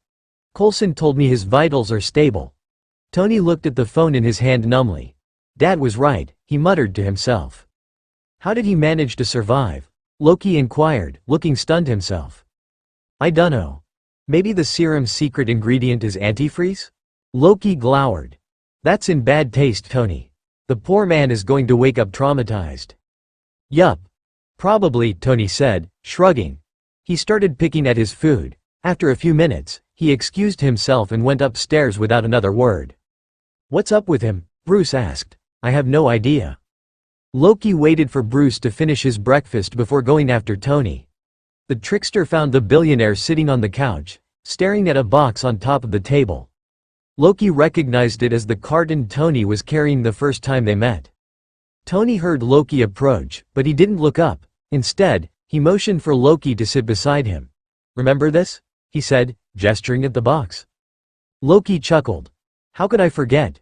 Rule number 2, don't touch your comics." Tony smiled, but it didn't contain any humor in it. "Howard used to buy me Captain America comics as soon as a new issue came out. This is basically my childhood right here. It's all I have left to remember my father by." He opened the box and pulled out a comic book. "My dad only cared about 2 things. His company and finding Cap. When he was not in his office, he was combing the Arctic looking for him. He didn't have time for anyone else, not even his family," the billionaire explained. Loki stayed quiet. Tony never talked about his father, so it was a bit disconcerting to find him sharing bits and pieces about the enigmatic Howard Stark. Any fond memories Tony had shared with Loki about his family involved only Maria Stark or Edwin Jarvis. Tony started flipping through the pages, just looking at the drawings.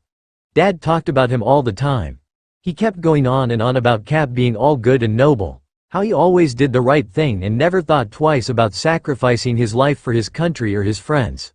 "I always thought it was all bullshit, because nobody is that perfect." He paused. Loki watched as different emotions clashed across Tony's features. "When Cap crashed his plane, everyone thought he was a goner," Tony continued, as he stared at a picture of Captain America. "With all that ice shifting about, it was nearly impossible to find the aircraft, much less his remains. Everyone thought he was crazy, but Dad kept on looking. When I read his will, I found out he left a separate bank account for the sole purpose of continuing the search. Even in death he never let Cap go." He put the comic down. "All my life I felt like my father cared more about Cap than me, and I was right." Tony gave a slow exhale. "I suppose I shouldn't complain. Bruce had it worse." "What about Bruce?" Loki asked, even though he was already dreading the answer. Tony clenched his jaw, his hands curling into fists. "Brian Banner physically abused his wife. One day he went too far, and Bruce saw the whole thing. Instead of prison, they sent Brian to a mental institution. Bruce was barely 10 when all of that happened. He never saw or contacted his father ever since." He paused. "Some people aren't meant to be parents." The trickster rubbed his temples, his heart heavy, and he thought he had issues. No wonder Bruce was hulking out. He had plenty of reasons to be angry. "We sure lucked out on our fathers, didn't we?" Tony said caustically. Loki shook his head. "All parents, even the good ones, break their children. That's just the way it has always been," he said, thinking about Odin and Frigga. Tony snorted in response. The god laid a gentle hand on his friend's cheek. "Your father loved you." Loki gave the billionaire a fond smile. He was simply a man who didn't have his priorities straight. Sounds familiar. Tony looked away. "I guess I inherited that particular trait from him, huh?" "You'll do better, and I know you will surpass him someday," Loki said with conviction. Tony surprised him when he pulled Loki into a one-armed hug. "Thanks, Tom. A week later, I want to pay Captain America a visit," Tony announced out of the blue. The 3 were playing cutthroat pool in Candyland, with Bruce eliminating Tony out of the game. Only Loki and Bruce were left, and the trickster only had to sink the scientist's one remaining ball to win. Loki's hand jerked, causing him to miss his shot. He narrowed his eyes at Tony. Why? I want to meet him. Is there any other reason? Loki prodded, the game completely forgotten. He knew he had lost. Bruce played billiards like he was conducting a science experiment. He took into account the position of the ball on the table and adjusted the angle of his cue stick accordingly. Then he determined the amount of force needed, muttering his calculations under his breath the whole time. It amused Loki and Tony to no end. Tony crossed his arms, looking aggressive. Howard picked him over me, his own flesh and blood. I want to know if he lives up to the hype, if he's perfect like my dad said. I have every right to be furious, and I'm fully entitled to kick his ass. Are those good enough reasons for you? Bruce made his winning shot. Seriously, Cap could punch you through the wall, you know, the scientist pointed out. What, you think I can't take him on? Tony retorted, his hackles rising. Loki sighed. It's not fair to blame Howard's shortcomings on the captain. What do you hope to accomplish by assaulting him? Nothing, but it would make me feel a hell of a lot better, Tony replied coolly. Tony, slugging Captain America is equivalent to pissing on the Alamo. It's just not done, Bruce rationalized. Tony made a face. Who said anything about pissing? I made up my mind, I'm going. He's probably having a bad week and he certainly doesn't need a belligerent billionaire banging down his door.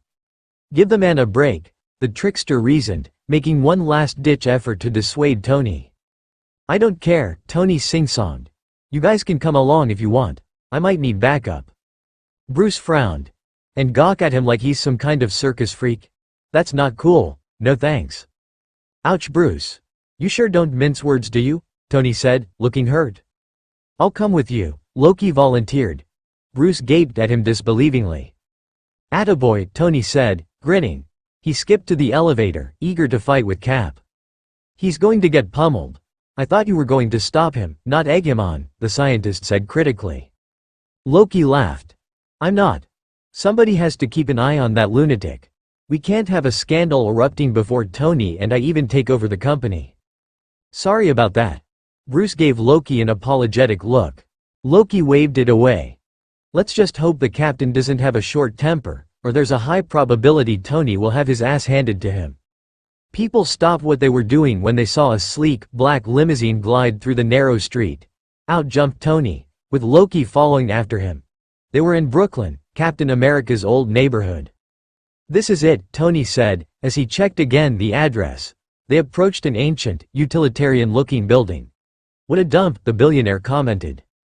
The building didn't look any better from the inside. It was dark and the paisley wallpaper that lined the hallway was stained and peeling. It looked like something out of a horror movie. Why did S.H.I.E.L.D. put Captain here? It hardly looks like a place fit for a national icon, Loki remarked. Because this is where he lived before he got involved with Project Rebirth. Fury probably thought it would be easier for Cap to assimilate in the 21st century if he stayed somewhere familiar, Tony explicated. I thought they would at least spruce up the building a little bit. If I were Cap, I'd kill myself. This place is depressing. Surroundings with repugnance. Cap's apartment was located at the end of the hallway. Loki knocked on the door. Tony continued talking. This is where happiness comes to die. It smells like cabbage and Bengay in here, he said loudly. At that moment, Cap opened the door. What happens when your childhood hero, the man you had been reading about all your life, was suddenly in front of you in all his glory? Howard Stark wasn't exaggerating when he said Captain America was perfect. Even Loki, who grew up surrounded by good-looking gods and beautiful goddesses, did a double take when he saw the national icon. Tony didn't stand a chance. Loki glanced at his friend anxiously. Tony was making small choking noises and was doing an excellent impression of a petrified statue. Tony stared at Cap, and Cap stared at Tony back. Cap broke the silence first. Hello. Can I help you? He asked, a small frown marring his handsome face. Loki presumed Cap heard Tony's glowing review of his apartment complex. The god stepped in and extended a hand. Good afternoon, Captain. My name is Tom Smith, this here is Tony Stark. It's an honor to finally meet you. Captain America shook Loki's hand, smiling. Nice to meet you. Please, call me Steve. Tony still had not said anything. Loki elbowed him in the ribs. "Say something," the god hissed from the corner of his mouth. This was the first time he ever saw the billionaire at a loss for words. "Is he okay?"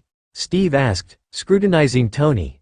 His eyes widened when he noticed the strange young man in front of him shared similar features with his old friend. "Are you related to Howard Stark by any chance? How is he?" he said hopefully. That seemed to snap Tony out of his trance. "Dad's dead," he said flatly, and then clammed up again. Steve took a step back, as if Tony had struck him. He leaned against the doorway for support. "Oh God. I'm so sorry, I didn't know," he stuttered. He looked like he was about to burst into tears. The situation was rapidly spiraling out of control. Loki wanted to throttle Tony for being so tactless. "We are sorry to be the bearers of bad news. Howard Stark died from an automobile accident 5 years ago," he said delicately. Steve gave a quiet sniffle. The god noted Steve's eyes were wet. "Where are my manners? Come in," the soldier said, welcoming them inside. "Can I get you fellas anything? Coffee? Soda?" He started to bustle about in the kitchen. "Sodas for both of us please." "Thank you," Loki said. He nudged Tony again in the ribs. Tony didn't notice. He was too busy looking around Cap's apartment with wide, terrified eyes. Loki only noticed just now how extremely monochromatic it was. "It's like I'm inside a cardboard box," Tony whispered, voicing out exactly what Loki was thinking. Every piece of furniture inside Steve's apartment was beige. Even Cap's pants were beige. Loki watched Tony's mounting horror. The billionaire looked like he was seconds away from running out screaming. "It's nice that you two visited me. I hardly get any visitors, aside from S.H.I.E.L.D. people," Steve said, handing the cans of soda to Loki. Tony and Loki looked at each other. "How is 21st century treating you so far, Steve?" Loki inquired politely. Steve chuckled, but Loki could tell it was strained. "I hardly venture out from my block. Everything is just confusing to me nowadays," he said, ducking his head in embarrassment. The trickster's brows furrowed. "Pardon me for asking this, but don't you have any relatives or friends to talk to? Just to get you up to speed with things?" "No, it's just me now," Steve said quietly. He flashed the god a brave smile. "I'll manage. It's no problem at all." Loki regarded Steve closely. The super soldier was completely miserable in this place. What was S.H.I.E.L.D. thinking, leaving a man out of time alone like this? He thought. The god was outraged on Steve's behalf. Then Tony spoke. "Would you like to be my neighbor, Mr. Rogers? The Stark Tower has plenty of spare rooms." Loki stomped on his foot, making him wince. "I mean spare floors," he corrected. "You should live with me, Tom, and Bruce." Bruce didn't want to come because he said it's not cool to gawk at Captain America like he's a circus freak, the billionaire prattled. Loki stifled a groan. He was seriously considering bringing duct tape every time he and Tony went out in public. Tony was spazzing out now. "You don't have to stay here, because holy crap, this place is a shithole," he blurted out. "Wait, that didn't come out right. I didn't mean it that way." Steve just gaped at him, bewildered by the suddenly talkative billionaire. "Tony," Loki interrupted loudly, trying to salvage what little dignity his friend had left. "Would you be so kind as to wait in the car?" Tony flushed pink. He looked like he wanted to object, but seeing Loki's expression he snapped his mouth shut. As Tony made his exit, he paused at the doorway. "If it is any consolation, my dad never stopped searching for you," he said softly, then went out. Steve took comfort in those words, smiling to himself. "He's just like Howard," the soldier observed wistfully. Loki chose not to comment. "I apologize for Tony's behavior. But he's right, you don't have to live here alone." Steve stayed quiet, lost in his own thoughts. He looked so sad and forlorn. "Please consider Tony's offer. But in the meantime," Loki reached into his wallet and pulled out a business card. "If you need anything or you just want someone to talk to, don't hesitate to call me." He paused. "I know what it's like, to struggle with loneliness every day," he murmured. The soldier took the card and Loki got up. They shook hands again. "Thank you," Steve mumbled. Loki gave him a comforting pat on the shoulder. "I'll see you around, Captain." He found Tony sitting along the front steps. "I really put my foot in my mouth back there, did I?" he said, looking mortified. "More like you jammed your whole damned leg in," Loki replied smoothly. We really need to work on your brain-to-mouth filter. Tony started wailing. I blew it, now he'll never come. An hour ago you wanted to beat him up. Now you want him to live with you. What happened to all that rage and bile? Loki couldn't stop his eyes from rolling. Tony pouted. What, a guy can't change his mind? Loki suddenly burst out laughing. Would like to be my neighbor, Mr. Rogers? He said, mimicking Tony's voice. Worst pickup line ever. Tony punched Loki's arm. Bastard. It was brilliant. Don't go disrespecting one of my favorite shows. I doubt he got the reference. I should start compiling all your lame pickup lines and publish it as Tony Stark's greatest hits, Loki said, smirking. The two started walking towards the limo. You always were a sucker for a pretty face, the god added, shaking his head. Don't tell me you don't find him attractive. I know you have a weakness for blondes too, Tony said accusingly. Loki's cheeks reddened. No, I don't, he denied vehemently. Yeah. Whatever, Tony said, as they climbed into the car. What did you guys talk about? I told him to accept your offer, and he will come, I'm sure of it. Tony's face lit up, like Christmas had come early. Wow, you sure are taking your wingman duties seriously. I didn't do it so you could get in his pants, Loki stated bluntly. You just saw a man who has lost everything. He gazed at Steve's apartment as the car pulled away. That's his personal hell, inside that ghastly place. The god regarded Tony somberly. Nobody deserves to be alone like that. Right, Tony said, looking chastened. He started calling people, giving orders to put up 3 additional floors. The billionaire also gave instructions to Jarvis to pick out the latest gym equipment. Wonder what kind of furniture he likes, he pondered. I think I should design his place, Loki said, giving Tony a pointed look. I know you're going to pull out all the stops and freak him out just like you did with Bruce. Yeah, but it all worked out, didn't it? Loki glared at him. Fine. But absolutely, positively, an art major so get paintings with naked women and flying babies on them. That's high art. No Pollux though, it looks like a 3-year-old sneezed on a canvas, Tony said, suddenly the art critic. Loki chuckled. Of course. How did it go? Bruce asked, as soon as Tony and Loki arrived in the ocean floor. Tony fell in lust with Steve, Loki said airily. I can't help it. The man has the body of a god and a face sculpted by angels, Tony said, waxing lyrical about Cap. He stared off into the distance dreamily. Oh dear, Bruce said, taking in his friend's goofy expression. Tony looked pretty enamored. You have it bad. Tony also made him cry, insulted his apartment, then asked him to move in with us, Loki added. I didn't insult his apartment. I insulted Shield's taste in apartments. There's a difference, Tony sniped. Same thing, Loki retorted. Bruce started laughing raucously. Whoa Tony, you're moving pretty fast, don't you think? You should have seen his place, Bruce. It's a beige nightmare, Tony exclaimed. He gave a full-body shudder. Actually, Loki butted in, the average color of the universe is beige. If you mix all the stuff together you get something akin to tea with too much milk in it, the god revealed, his lips twitching. So if you look at it in the cosmic scale, we are all technically inside a beige room similar to Steve's.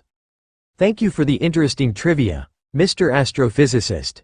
It's still a fugly color though, the billionaire muttered.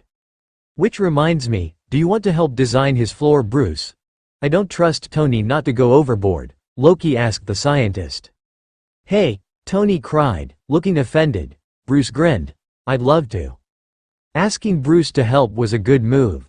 The scientist provided plenty of terrific ideas. Loki and Bruce agreed on getting sturdy oak furniture with a dark finish as a contrast to the kitchen's white marble countertop. Loki purchased a large, royal blue sofa and red ottomans.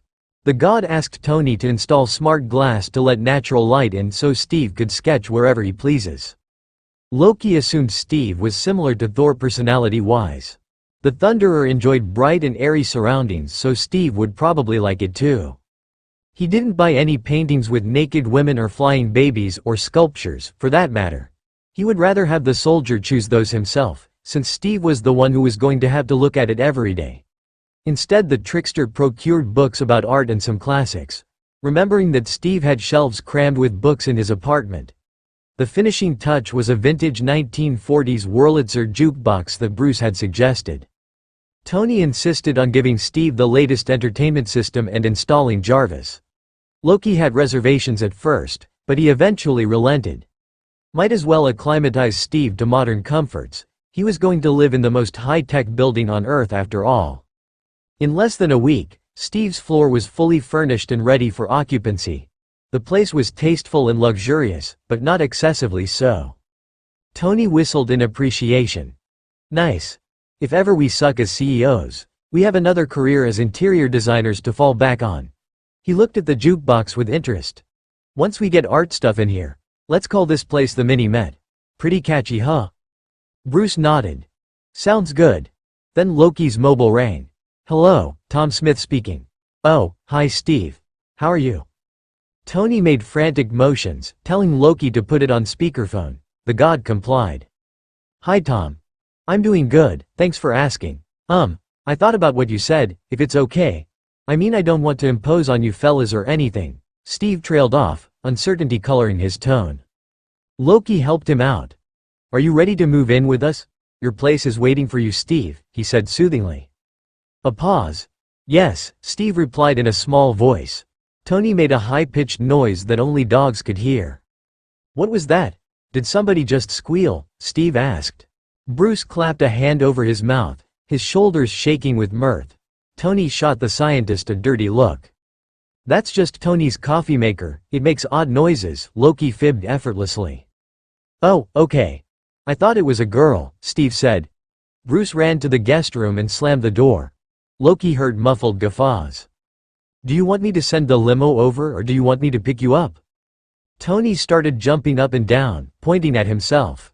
Or do you want Tony to pick you up? Loki said hurriedly. If it's not too much trouble, I'd rather you pick me up, Steve said honestly. Tony clasped his hands together, silently begging. Are you sure? Tony is available. It's no trouble for him at all, Loki asserted. To tell you the truth, Tony kind of intimidates me, Steve said. The billionaire visibly deflated. Okay. I'll see you in an hour then. Bye Steve, Loki said, ending the call. Tony was staring at him. What?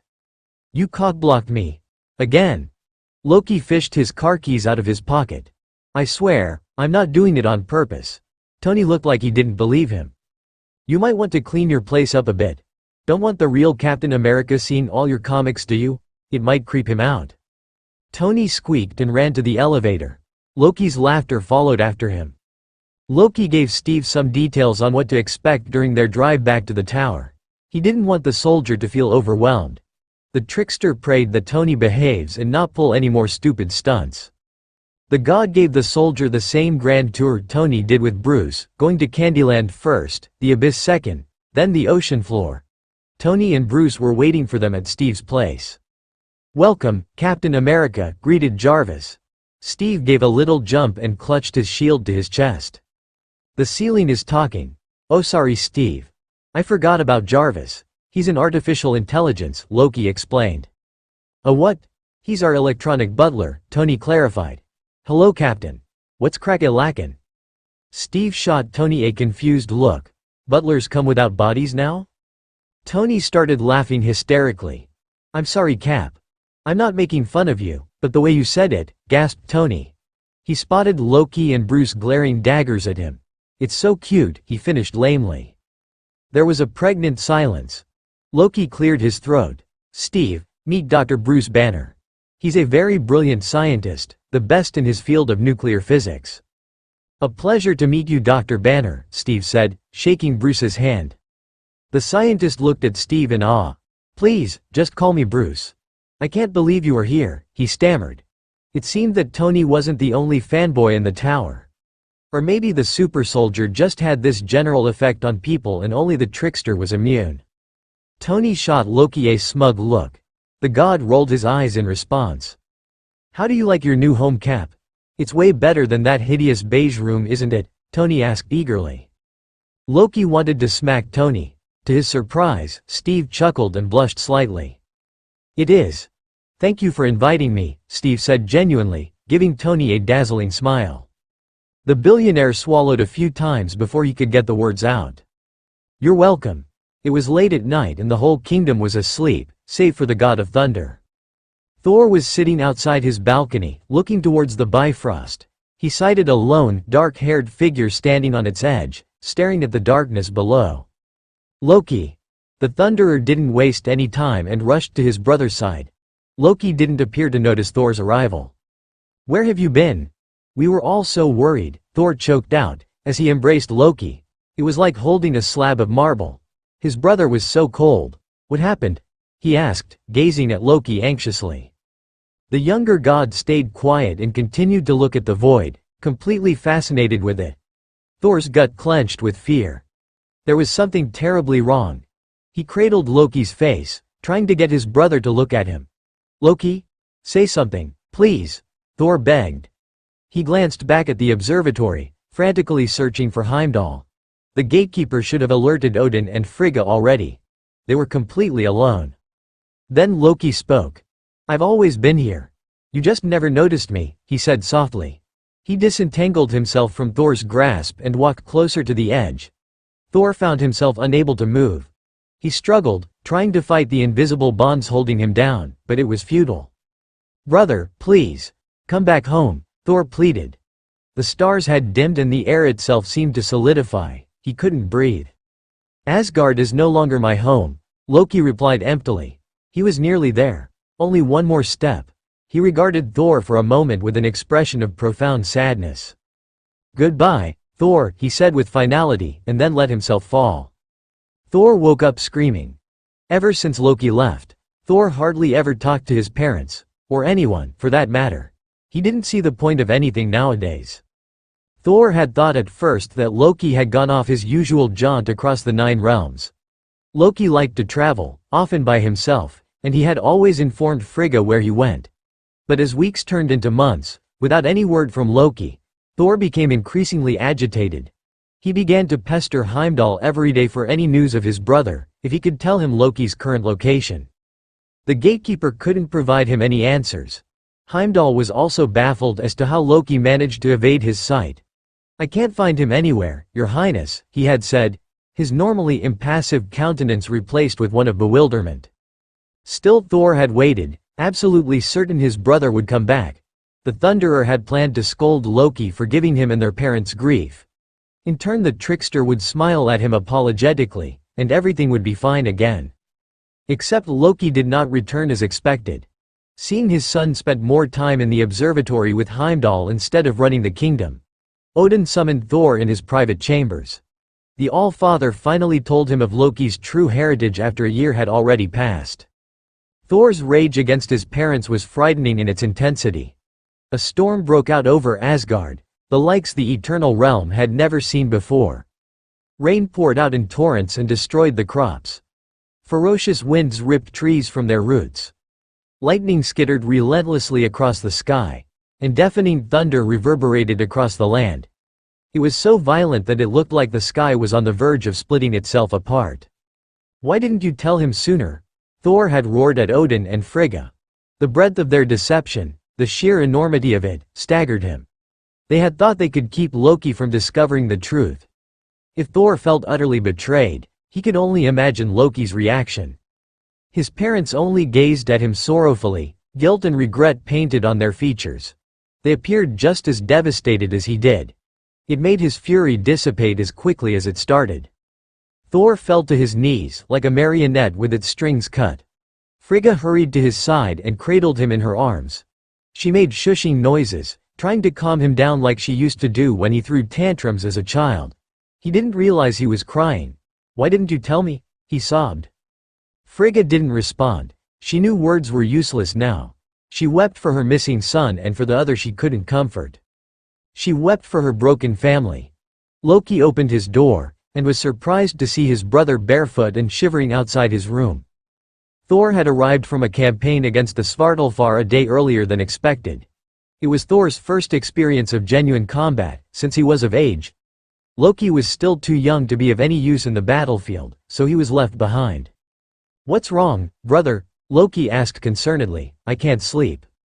The younger god opened his door wider, letting Thor inside. His older brother went straight to his bed and climbed in as if he owned it. Loki joined him moments later and pulled the blanket over both of them. They stayed quiet for a few minutes. "Did you have a nightmare?" Loki queried tentatively. "No, then why can't you sleep?" Thor didn't answer for a long while. He didn't know how to put what he was feeling into words. He felt Loki's watching him, patiently waiting. "I had my first kill today," Thor said finally, his voice sounding oddly detached. Loki continued to look at his brother intently. "Go on." Thor curled into himself. He was troubled, but he didn't want his younger brother to see him like this. "I thought it would be easy, taking someone's life," he confessed. "It wasn't." Thor couldn't forget the man's face as he cut him down, how the light extinguished from his eyes. "You did what you had to do," Loki said gently. Thor felt Loki touch his shoulder, and he turned to face him. "It is our duty to protect the 9 realms. Our burden as princes of Asgard." Thor closed his eyes as he heard the words drilled into them by Odin since they were children. "I know." Loki shifted closer, and gathered his brother into his arms. It wasn't easy, with Thor being taller and bulkier than he was, but he managed it. He started carting his fingers through Thor's hair, knowing it would ease him into sleep. Thor gave a small contented sound and his eyes began to flutter shut. "Thor?" "Yes, brother?" Thor mumbled sleepily. He tilted his face upwards to peer at Loki. The younger god gazed back at his brother affectionately. "It might not seem like much, since I'm not that strong or as skilled in battle like you," Loki said softly, giving Thor a rueful smile, "but I promise I'll always protect you, to the best of my ability." Thor's heart swelled with those words. With Loki by his side, the prospect of being the king of Asgard someday didn't feel as daunting. Loki would always guide him, he would never lead him astray. "Thank you," Thor said sincerely. Loki stroked his brow. "Rest now." Thor laid his head on Loki's chest. He listened to his brother's heartbeat, its steady rhythm gently lulling him to sleep. When Thor woke the next day he found Loki hunched over his desk, working on something. Sparks of different colors emanated from his fingers. Loki looked over his shoulder and gave Thor a tired, but happy smile. He looked like he had been up all night. "I made something for you," Loki said, as he sat down beside his brother. He opened his palm and showed Thor 2 identical rings. Loki picked one up and slipped it on his finger. Thor picked the remaining one and examined it. It had no engravings or precious stones on it, just a simple band of silver. "These 2 are connected. If you're in trouble, my ring will alert me and I will come to your aid," Loki explained. "I put a tracking spell on yours, so I don't have to rip the 9 realms apart looking for you if you decide to gallivant somewhere without telling me," he added, smirking at him. The older god slipped the ring on his finger. Instead of feeling cold metal against his skin, it was warm, pulsing with magic. "It is a fine gift, brother. I'm grateful," Thor murmured. He smiled at Loki fondly. "Now I'll always have a piece of you with me." Thor walked to Frigga's weaving room, after being summoned to have tea voluntarily joined his mother for afternoon tea. Him and delicate porcelain did not particularly mix well together. Usually it was Loki who sat down with Frigga every afternoon. No matter how busy he was he always made time for her. As the Thunderer stepped inside he was greeted by the sight of hundreds of different flowers, all of them in various stages of decay. These flowers must have been beautiful once, but now they had withered and faded. The floor was littered with dried petals. Thor wondered why the servants never bothered to clean the room. "Your brother gave all these flowers to me. I can't bring myself to throw them away," said a voice behind him, as if reading his thoughts. Thor saw Frigga on her knees, scooping up the petals. He bent down to help her. "Why are they wilting now? That never happened before." "A spell wanes if the caster is no longer around to sustain it," Frigga said despondently. "The protective spells Loki weaved around the palace are weakening too. It won't be long before all of it completely vanish." She started to painstakingly attach the petals back to the flower while whispering an incantation. It didn't take long before the flower looked fresh again, as if it was just picked from a garden this morning. Both of them went to the balcony, and Frigga commenced pouring tea into cups. Thor didn't sit.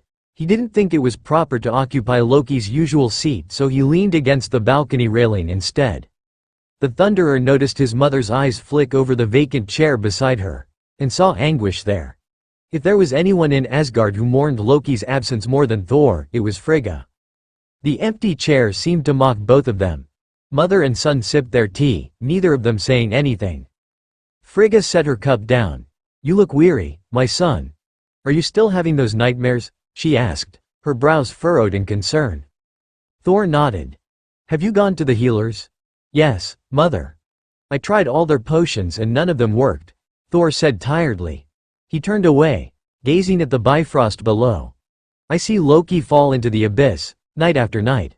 What if he did jump? Loki's not dead. He's just lost, Frigga countered fervently. It's been years, mother, something must have happened to him. Frigga hung her head. Your brother is angry for the wrong we did to him. But I have faith Loki will return to us someday. She dabbed her eyes with a napkin. Just the thought of her son alone somewhere broke her heart. She still considered Loki as her little boy. While Thor was Odin's, Loki had always belonged to Frigga. The All-Mother could only stare at her son helplessly. He'll come back when he's ready. When? You know Loki's anger lasts for a long time. It might be centuries. Or not at all, Thor said, trying to keep his voice steady, willing himself not to let despair creep into his tone. He gripped the balcony railing so tight that it groaned in protest. I just want my brother back, he whispered. Whatever it is you're thinking right now, don't, Loki said. He was sitting at his desk, watching Thor pace angrily around his room. Thor shot Loki a furious look. How could you be so calm about this? Those Jotuns managed to get inside Father's vault. They almost made off with the casket. He started swinging Mjolnir around, picturing himself smashing a Jotun's head in. He was supposed to be king today, but those damned frost giants rudely interrupted his coronation. The keyword here is almost. They didn't even get near the casket. The destroyer made sure of that, Loki pointed out. Thor paused mid-swing. He remembered the smoking, charred remains of those Jotuns, a good 50 feet away from the ancient relic. The smell of burnt meat still lingered in his nostrils. Who says they won't try again? They might succeed next time. I already reinforced the protective spells around the palace. If someone is attempting to break in, all the guards will be notified immediately, including me. It won't happen again, Loki responded evenly. I should go to Jotunheim right now and teach those Jotuns a lesson, Thor growled, not listening at all. Loki stared at his brother, incredulous. I know you want to start off your reign with a bang, he said carefully, but don't you think inciting a war is a bit excessive? Not to mention you're setting a bad precedent. That kind of aggressive foreign policy will cause Asgard a lot of problems in the future. Thor gritted his teeth. Why of all people? Did he get a pacifist for a brother? Right now they are laughing at us. They see us weak and unwilling to fight. We need to show Jotunheim that we will not stand for this insult. Asgard's honor is at stake here. After you show them your incredible fighting prowess, then what? Loki countered. You're not thinking sensibly right now, Thor. Have patience. You will still be king. You can't always hide behind words and magic, brother, Thor said brusquely. Loki narrowed his eyes. This is not about defending Asgard's honor and you know it. You're ready to put thousands of lives at risk for the sake of your pride. Acting like a spoiled child who didn't get the shiny toy he wanted. If you want to be king, then act like one, he said scathingly. Thor clenched his fists. Loki's comment stung more than it should. Know your place, brother, he bit out. What do you know about being a king? You'll never be one. As soon as he said it, Loki's expression had gone flinty. Thor immediately regretted uttering those words. I'm sorry. I didn't mean it, he stammered. Loki cut him off. You're just like them, he said, disappointment permeating every syllable. He gave a hollow laugh and shook his head. It was foolish of me to think you'd be any different. He stood up and approached Thor. The Thunderer couldn't bring himself to look at Loki in the eye. He was too ashamed. When are you going to realize that everything I do is for your benefit? Loki said bitterly. Why don't you ever listen to me?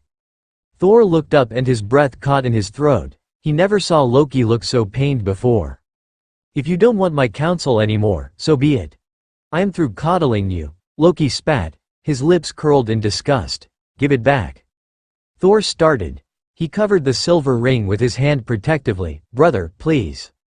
You seem to have everything figured out. We're done, Loki said coldly.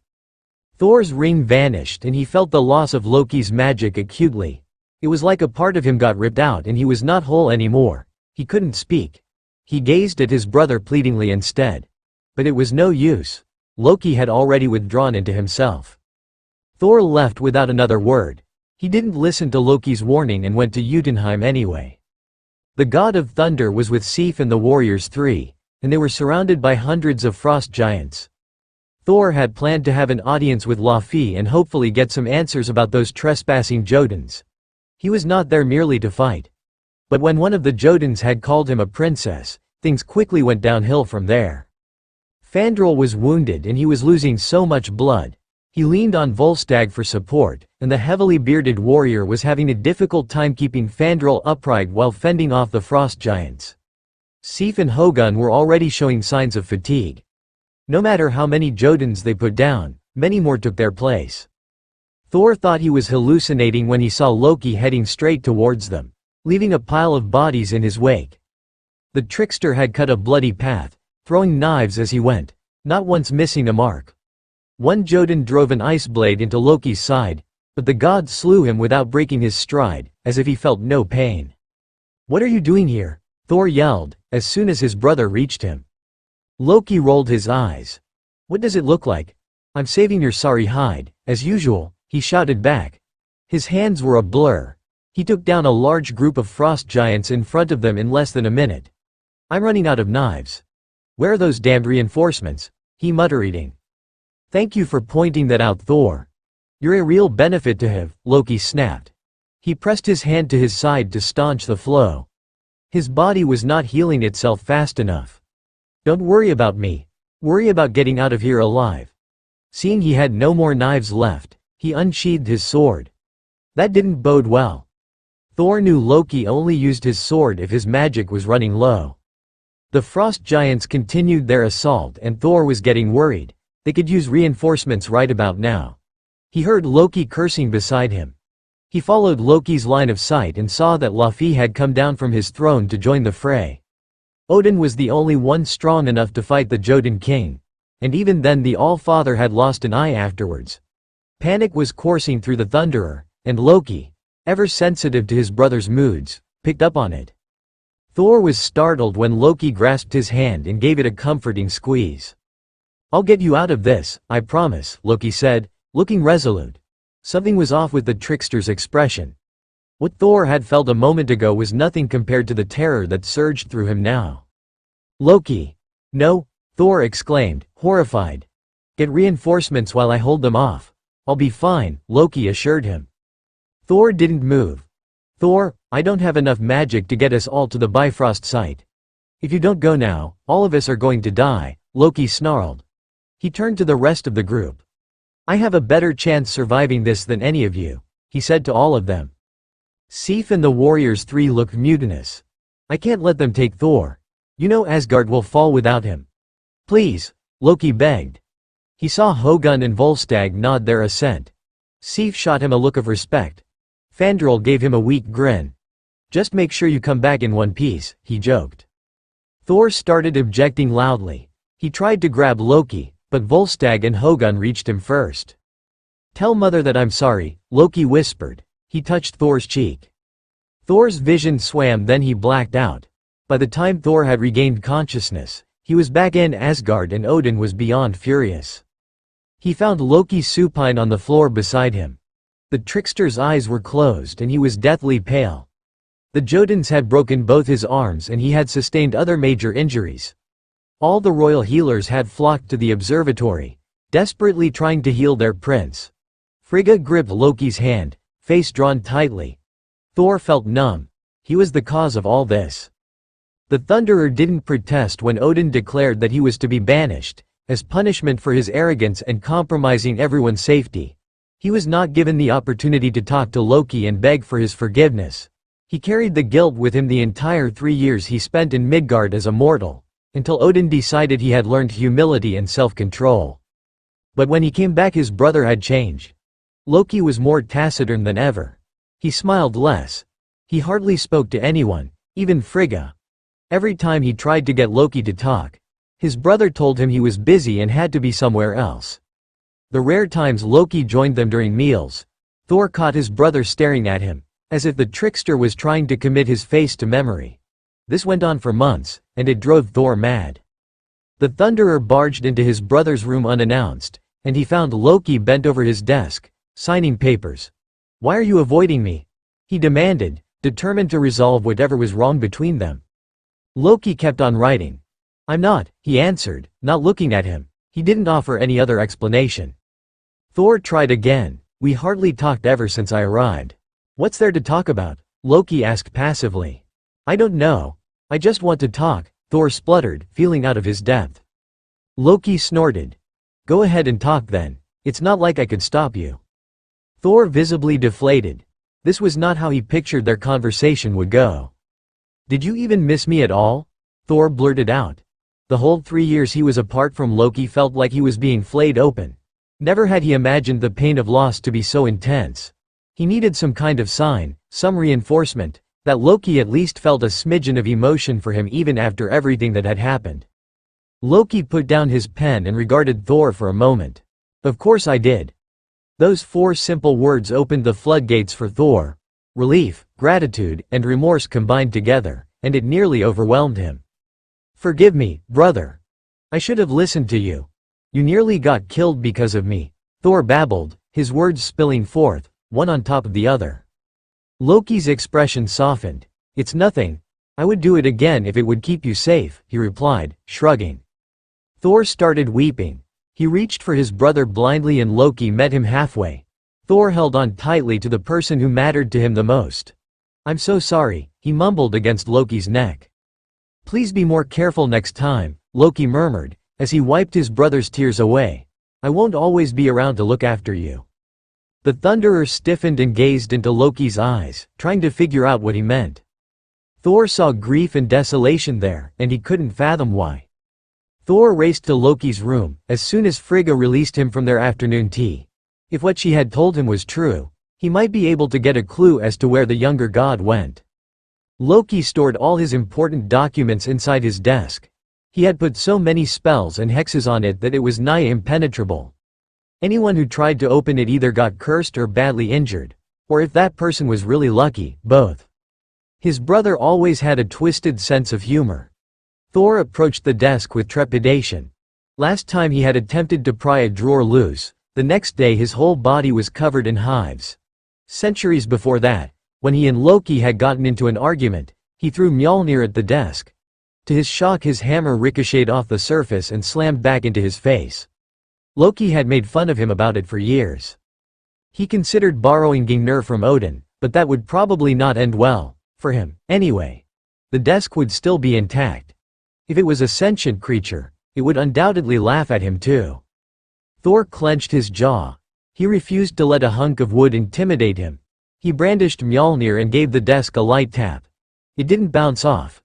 He gave a cry of triumph, as if he had just vanquished a mighty foe.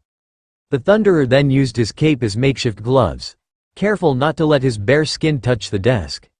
He warily slid a drawer open, anticipating any moment it would explode. It didn't. Frigga was right. All of Loki's spells were gone.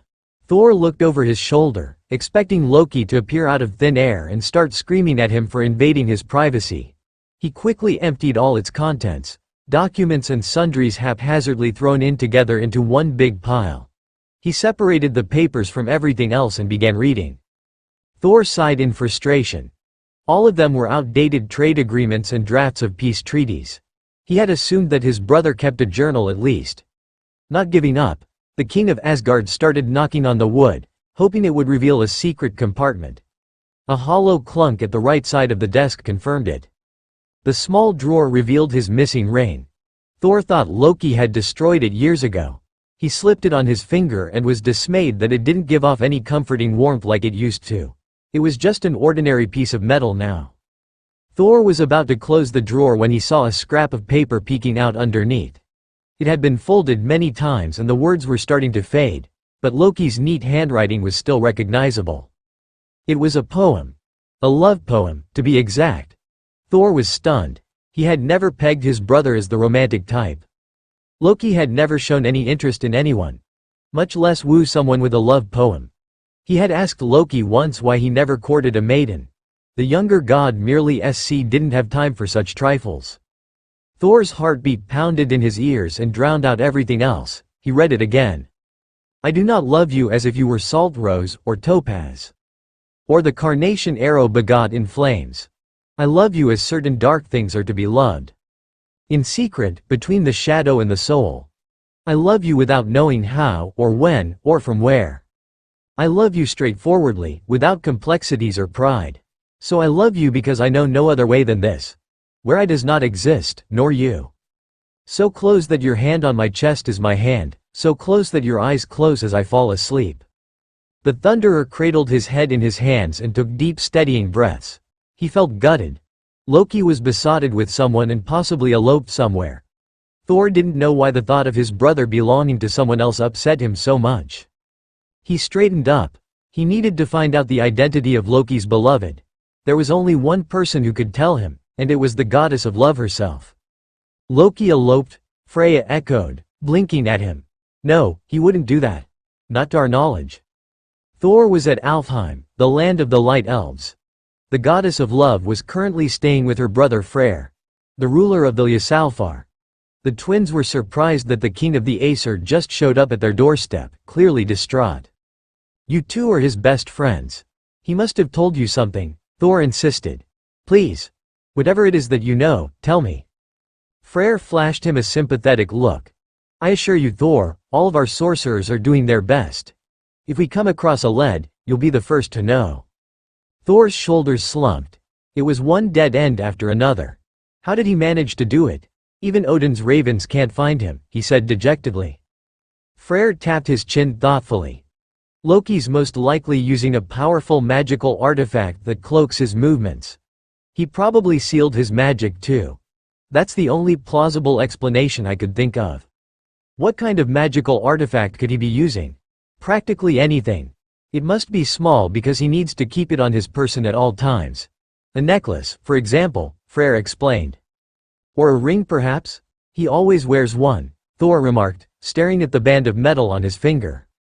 Freyr nodded. He needs to take the ring off for us to be able to track him down. Until then, all we can do is wait.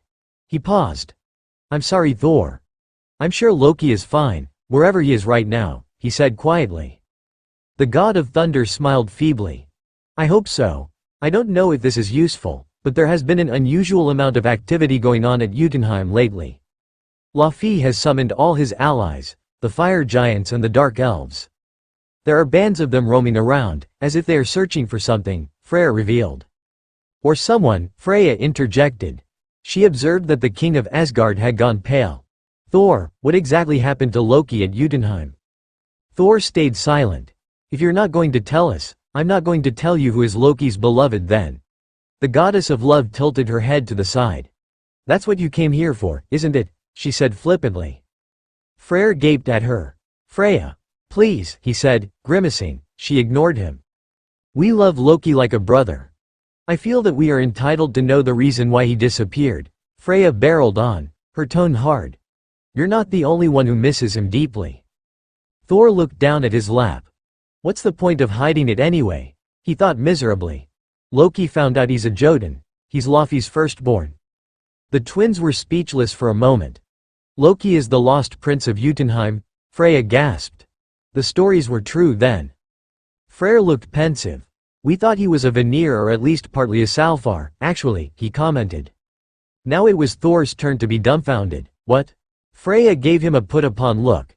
Haven't you noticed that you two look nothing alike? Loki has none of Odin or Frigga's features whatsoever. Thor could only splutter wordlessly. Now that I think about it, it makes a lot of sense. Jotuns have innate magical abilities. Mind you, most frost giants use magic solely for making crude weapons.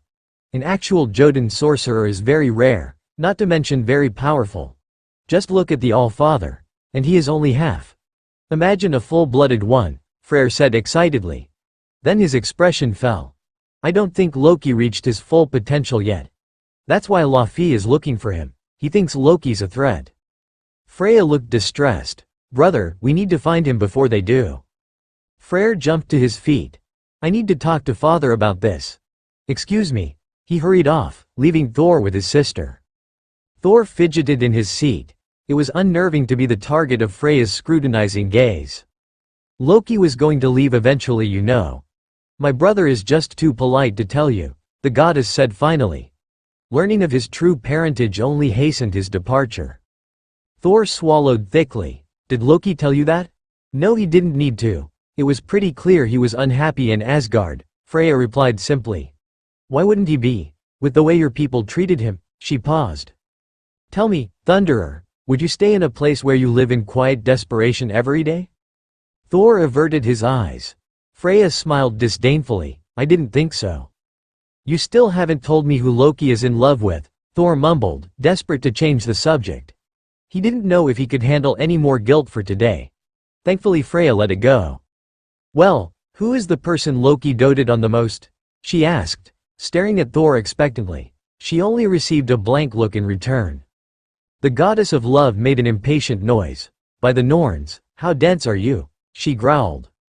Thor still looked mystified. Freya threw her hands up in exasperation. It's you, you oaf. Excuse me? Thor felt like he was going to faint.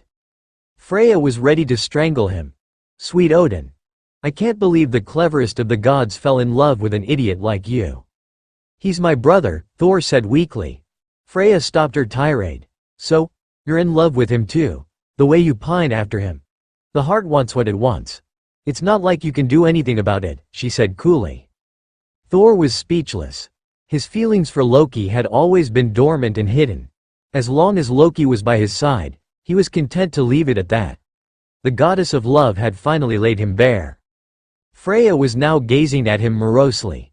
Nothing hurts more than unrequited love, she gave a long sigh. I guess Loki got tired waiting for you.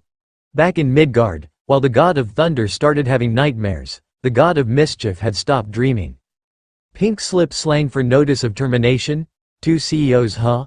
Why didn't I think of that? Obadiah remarked, looking at Tony and Loki amusedly. The three were walking towards the conference room, where the board of directors was waiting. Obadiah Stane was tasked with announcing the incoming leaders of the company. It was also the day he would officially relinquish his title as Chief Executive Officer of Stark Industries, and Obadiah couldn't be happier. You only need to know 2 things. First, make a lot of money. Second, keep the shareholders happy. You'll find that they are usually correlated, Obadiah explained. He rubbed his pate absently. And don't lose your head, he added as an afterthought. Or hair, Tony interjected cheekily, gazing at the older man's shiny noggin. Obadiah gave a full-out belly laugh. Still the lovable little bastard, I see, he chortled, patting Tony on the back. He went inside the room first, Loki and Tony following him moments later. After they were formally introduced, it was Loki's turn to speak. The god of mischief suddenly found 15 pairs of eyes focused intently on him. It was like being in front of Odin's council all over again. The board was comprised of ancient, crotchety-looking men and women who didn't seem overly impressed with what they were seeing. Loki didn't feel the least intimidated though. He had been dealing with this kind of reception as long as he could remember. Loki stood up straighter, exuding confidence and poise, looking every inch a prince. He swept his gaze through the entire room, making sure that he commanded their full attention. Stark Industries is one of the finest corporations on Earth. That is laudable, but not good enough. This company has the potential for something greater, and I can make that happen. I am going to make Stark Industries the most powerful and prestigious company the world has ever seen, the god proclaimed. That earned him a couple of raised eyebrows and some condescending looks. It was a pretty daring statement, coming from a 23-year-old. Loki continued. In order to meet that objective, I will be implementing a series of changes during the next few weeks. My methods are unorthodox and to all appearances illogical and counterintuitive. I only ask that you trust me and not question what I'm doing. He paused, taking in the board's various reactions. It vacillated from worried to scared, to downright appalled. As a sign of good faith, I am investing a considerable sum of money in Stark Industries. To further quell your doubts, if I am unable to triple the company's profits within 6 months, I promise to resign. Tony made a pained sound while Obadiah spat out his drink in surprise. The directors looked dumbfounded, their mouths hanging open. Loki grinned inwardly. Thank you. That is all, the trickster said, and sat down. The whole board started to clap, slowly at first, then it gathered speed. The hostility was gone, replaced with approval. The boy has moxie, one of the members rasped, who looked so old that he was probably part of the first colony of Puritans. "No, more like cojones." "Large ones," chuckled another, giving Loki a thumbs up. The god beamed in response. Tony stood up and cleared his throat. He waited for everyone to settle down. "After that rousing speech, how can I top that?" Tony said, grinning. The directors laughed good-naturedly. "Anyway, Isaac Stark founded this company more than 200 years ago while my father was the one who made this enterprise what is today. I wish to continue their legacy. I hope that you will support us in this endeavor, and in return you have our word that Tom and I will do our best," the billionaire said, giving them his winning smile. "Rest assured, Stark Industries will continue to create innovative products, just like Howard used to do." The board started clapping again, with renewed fervor. Obadiah joined them. "That was pretty good. I've never seen those geezers get excited like that," the older man remarked, after the meeting had ended. Tony smirked. "Chalk that up to Stark charm, it works every time." Obadiah chuckled. "You'll be needing plenty of that once you start running this place." He checked his watch. "Well, I'm off to the Bahamas. I'm going to enjoy my retirement before my liver gives out." He shook Tony and Loki's hand warmly. "You two are going to do great. If you need help, I'm just a phone call away." Loki smiled. "Thank you, Mr. Stain, we appreciate it. Don't forget to send us a postcard, Obi," Tony called out after him. "Take care of each other, all right? And good luck." Thomas L. Smith, the new co-CEO, had outstanding credentials. Smith had graduated summa cum laude in MIT, had received the highest marks in all his exams. He had earned 2 PhDs in astrophysics and linguistics in just a year. His dissertation about Einstein-Rosen bridge and interstellar travel had been published in several renowned scientific journals. The man had been making a name for himself in the scientific community, until Tony Stark persuaded him to join the business world instead. Siegfried typed, "Thomas L. Smith," again in his computer. The search engine gave him the same results. He had been looking up Smith all morning, but so far that was all the data he could gather about him. No picture, no other background information. The only group of people who knew what he looked like was Stark, Stain, and the board of directors. And all of them were keeping mum about it. The man was more mysterious than the Loch Ness Monster, more elusive than Bigfoot. Normally Siegfried never researched about the head of the company. CEOs for him were people who he knew existed, but lived in an alternate universe of which mere underlings like him cannot even fathom. As long as there was nothing blatantly egregious going on with management, the CEO rarely ventured out from headquarters. Stain had visited them only twice during his 5-year tenure, and that was because he wanted to try out the world's only beer swimming pool. This new CEO, on the other hand, didn't play like the others before him. He was more of a hands-on kind of guy. There had been mass dismissals ever since Smith took over. Personnel had given him the moniker, Typhoon Tom, because he was unpredictable and left a trail of destruction along his wake. The result for the unlucky employee who was on Smith's list was swift and devastating. He was targeting the division heads first, then making his way down the ranks. So far only a handful of incumbent supervisors had escaped the purge. Giving up, Siegfried went to the company's secret message board. The password for the site changed every month and was by invitation only. It was the place where disgruntled employees complained about their bosses and basically dished the dirt on them. He was not surprised that the current most popular topic in the forum was Smith. Somebody had put up a map with red dots marking the locations, including the dates, where Typhoon Tom had struck. There was no pattern to it. One day he was in New Zealand, the next day he was in South Africa. Sometimes he visited a subsidiary only once, while another got hit 3 times. He scrolled down and read the comments. Some made him laugh out loud. "Glad Smith fired my boss. The schmuck had been stealing my ideas for years, and passing them off as his own. Karma's a bitch, ain't it? Dude has mad ninja skills. He just popped out of nowhere and started sacking people left and right. Somebody put a F% hashtag King Bell on him. Big Bad Wolf is ripping everyone to shreds. I'm stoked he's weeding out the deadbeat managers. It's not fair that those guys are getting the big bucks when all they do is just sit on their asses all day." Siegfried searched in the comment threads if anyone had managed to get a good look at Smith. What he got was a barrage of contradictory descriptions. Unbeknownst to the members of the forum, Loki and Tony had hacked into their site and posted misleading information to cause further confusion. Bald and weighs about 400 pounds. He dresses like an accountant and has AR beige. Sports a sweet mullet and wears neon sweatpants to work. Business up front, party in the back baby. Short and stocky. Walks with a distinct limp, uses a pimp cane and bitch slaps lazy employees with it. Big blonde oaf with the body of a weightlifter. It looks like nothing much is going on upstairs. Siegfried was so engrossed in his research that he didn't notice the gentleman standing before him. "Good morning. I have an appointment with Mr. Hans Gruber at 9 o'clock, came a smooth voice. Siegfried started and looked up. He didn't even hear the guy approach. "My apologies, I didn't see you come in," he stammered. "That's all right. It happens all the time," the man said coolly. He was tall and wore an impeccable suit. He had salt and pepper hair with a beard to match.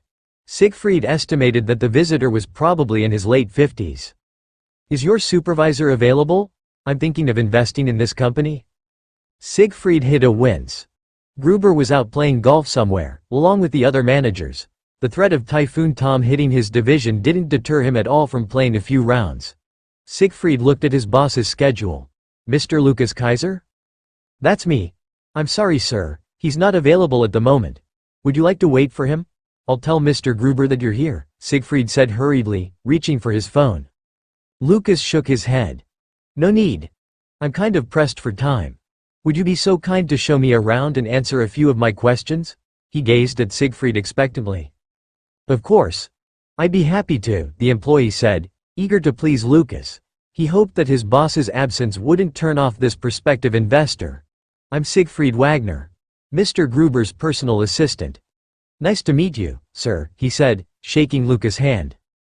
Lucas flashed Siegfried a pleasant smile. "Likewise." The two started walking around the facility. While doing so, Lucas started asking him numerous questions. "What is your sustainable competitive advantage? Where do you see sales trending in the next 12 to 24 months? What is your average profit margin? How is this company doing compared to its competitors?" Siegfried responded as best as he could. It wasn't too hard. He had been interning for the company even before he started business school, so his knowledge about Stark Industries was fairly substantial. Lucas appeared satisfied. "You really know your stuff. I'm impressed, Mr. Wagner." Siegfried glowed from the compliment. No one had ever told him that before. He was just the kid who ran errands for the bigwigs. Other than that, he was pretty much ignored. "Thank you. It's a shame you're only Gruber's assistant. You know so much more than your boss," Lucas added, looking annoyed on his behalf. "I'll work my way up, sir. Hopefully I'll be a supervisor someday." "Glad to see you have ambition. I like that," Lucas remarked. "I wish I could say the same for the other employees," he muttered to himself. Siegfried shot him a questioning look. Lucas just gave him an enigmatic smile in response. "So, when is Mr. Gruber going to arrive from his daily romp in the fairway? Is his golf swing improving somewhat?" Lucas inquired conversationally, as they finished touring around the building. Siegfried blanched. Lucas chuckled at Siegfried's expression. "I know your manager's working habits, Mr. Wagner. It's not like he made any effort to hide it. Besides, I'd make a poor investor if I don't know anything about the people I'm entrusting my money to." Siegfried opened his mouth to defend his boss, but Lucas held up a hand. "Your dedication to Mr. Gruber is meritorious, but your loyalty should always belong to the company and its shareholders. Not your supervisors, not even the CEO. These people are dispensable. Always remember that." Lucas opened his briefcase and took out a sheaf of manila envelopes. "Could you do me a favor and hand these out? I have a plane to catch," he explained, giving the bunch to Siegfried. The employee looked at the envelopes. Each was carefully labeled with names of the different managers. "Your boss is fortunate to have an assistant like you. You convinced me to invest in Stark Industries," the investor stated, shaking Siegfried's hand. Siegfried beamed. This man was really nice. "Have a safe trip, sir." "Thank you for accommodating me today. I'll be seeing you, Mr. Wagner." Lucas gave a little wave and left. Shortly after the investor departed, Gruber and his gang of golf-loving managers arrived. Siegfried started handing out the envelopes to them. They looked at him, puzzled. "What's this?" one of them asked. An investor asked me to give these out, sir. Gruber opened his and pulled out a regular-sized piece of paper. The other supervisors followed suit. There was a collective gasp. "I'm fired," one of them bellowed. "Wagner, what's going on?" Gruber asked, waving his termination letter in front of his assistant's face angrily. Siegfried gulped. "A man named Lucas Kaiser showed up for an appointment this morning. I showed him around, and I answered his questions about the company. Then he gave these to me. That's all I know." He started backing away, putting some distance between him and the upset managers. Just then a posse of burly security guards showed up. "What are you doing here?" Gruber demanded. He looked like a bull ready to charge. The head of security didn't even flinch. "Headquarters called in. We have orders to escort you and your group out of the premises." A couple of supervisors started bawling noisily. The rest looked ready to do a royal rumble with the guards. They weren't going down without a fight. This is going to get ugly, Siegfried thought. He inched a bit closer to the windows, away from the impending fracas. Instinctively, he looked outside. He spotted a handsome man about his age standing nearby and watching the drama unfold, clearly amused. Siegfried noticed the guy was wearing the same suit Mr. Kaiser had on a while ago. His jaw dropped. Sensing Siegfried's gaze, the man turned and looked directly at him. He gave the employee a devilish grin, his eyes twinkling as if he had just played everyone a really good practical joke. He raised a finger to his lips conspiratorially and winked.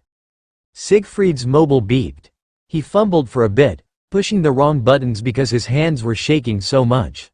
Finally, he was able to open the message. "Congratulations, Mr. Wagner. You passed my test. You are now head of the Austrian division. Do not disappoint me, T.S."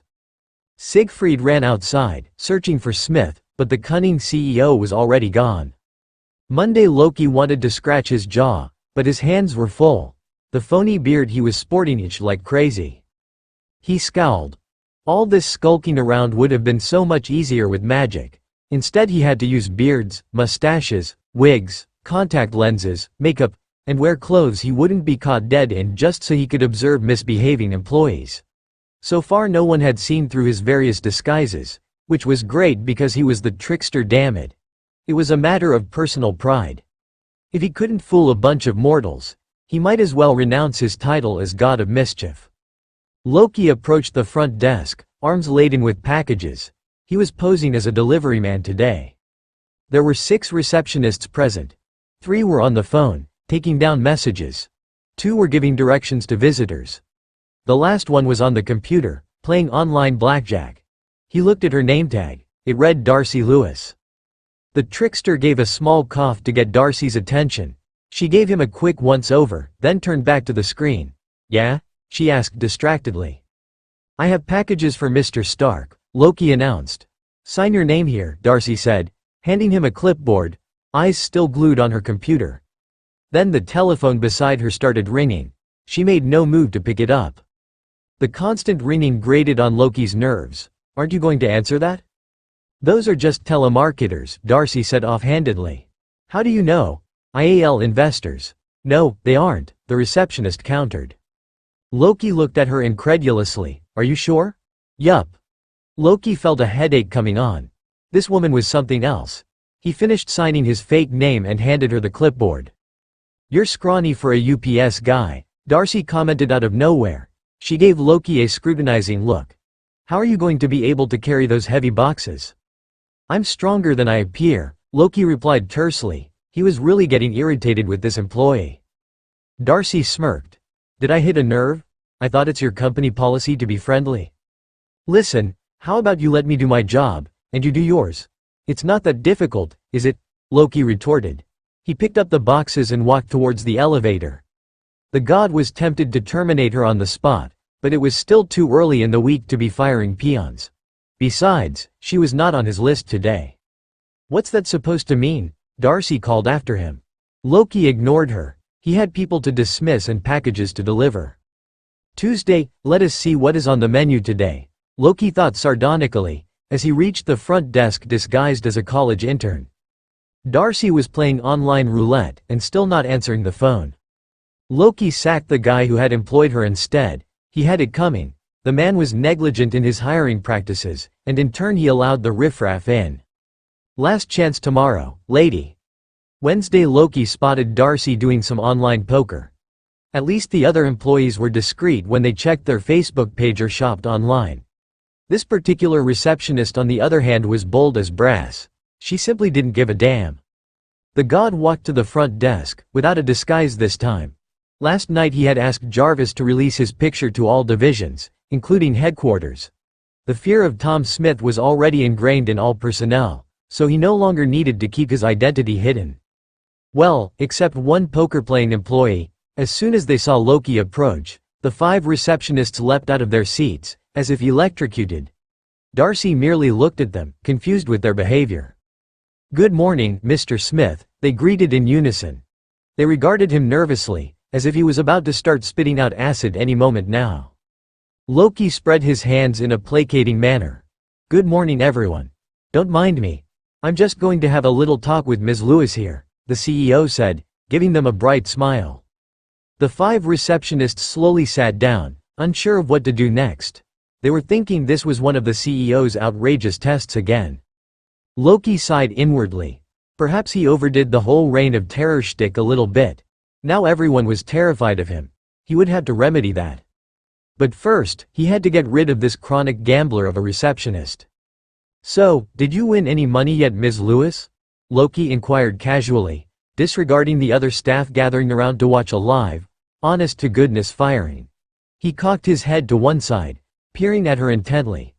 "Judging from your somber demeanor, probably not. You have a higher chance winning in blackjack than poker," the trickster continued, as Darcy became increasingly uncomfortable. "But then again, in the long run the house always wins." Loki then took out his wallet, peeled a thick wad of money and set it in front of Darcy. The receptionist stared at him questioningly. "That's your final salary. It should cover some of your gambling losses, I think," Loki explained, his tone derisive. He watched as the color drained from Darcy's face. She looked ready to burst into tears, but the god didn't feel the least sympathetic. He gave her 3 chances after all. "Have a nice, debt-ridden life," Loki called over his shoulder as he walked away. "Special delivery," Tony proclaimed, kicking Loki's office door open. He was holding a large pizza box. "Did you eat yet? I got you pepperoni." "Let me guess. Bruce is cooking again," Loki commented, not looking up from the contract he was reading. Tony grimaced. "Could you tell him to cook something other than curry? Indian food just doesn't agree with me." He pulled a chair near Loki's desk and switched on the television. Stark Industries fell another 12% today, and this downward trend is expected to continue in the next few weeks. Is this the end for the technology giant? Experts analyze the. Tony swore and abruptly shut the TV off. "All our stockholders are jumping ship. Thanks for the vote of confidence, traders," the billionaire complained. Hammer is probably twirling with glee right now. "We are going through a transitional phase. Of course the value of our stock will fluctuate. Don't take it personally," Loki said calmly. "Yeah, but it was never this bad. Even when Obi took over, it never dipped more than 10%, Tony groused. "But on the flip side, now is the best time for you to acquire shares in bulk, while it is still relatively cheap. Start buying stock like crazy," he advised. Loki nodded. "I'll keep that in mind. So, how many lives and careers have you destroyed today?" Tony inquired, taking a slice of pizza. "Only one. A receptionist." Tony clucked his tongue in disapproval. "You're terminating peons now? Dude. I don't take pleasure in firing underlings, if that is what you're thinking," Loki said crossly. "But this particular woman was just begging to be dismissed. You would think that she would be a little more vigilant since I just live upstairs. Instead she just did whatever she wanted. I can't have employees brazenly flouting corporate propriety." Tony laughed. "Man, sacking all those people made you more pissy than ever." Loki's lips thinned. "I wouldn't have fired so many personnel if someone reined them in from the start. Mr. Stain was too lenient. He let those managers run loose like wild animals, and so the others followed suit. Just thinking about those slacker employees pissed him off. He had met his fair share of those kinds of people. Those who did none of the work and took all the credit. That was his pet peeve and Loki was not sorry at all. The trickster was too preoccupied thinking about past slights to notice a raging ex-receptionist coming straight towards him. Whoa! Hot chick at 3 o'clock. Darcy booted the door open and barged in, looking every bit a woman scorned, eyes flashing with indignant fury. The trickster wondered why he even bothered with a door. Everyone just swans in whenever they felt like it. She was breathing heavily, her ample bosom heaving with emotion. Loki thought she looked like one of those busty heroines on the covers of trashy romance novels. Not that he read any of those, of course. You think you're hot shit just because you wear $1,000 suit? She shrieked. You think you're better than me, is that it? Tony propped his feet on Loki's desk, munching his pizza. This was better than watching Days of Our Lives. He wished he had brought popcorn. Loki simply gazed at her, looking bored. You didn't have to humiliate me like that, you asshole, Darcy screeched. Tony was full out laughing now.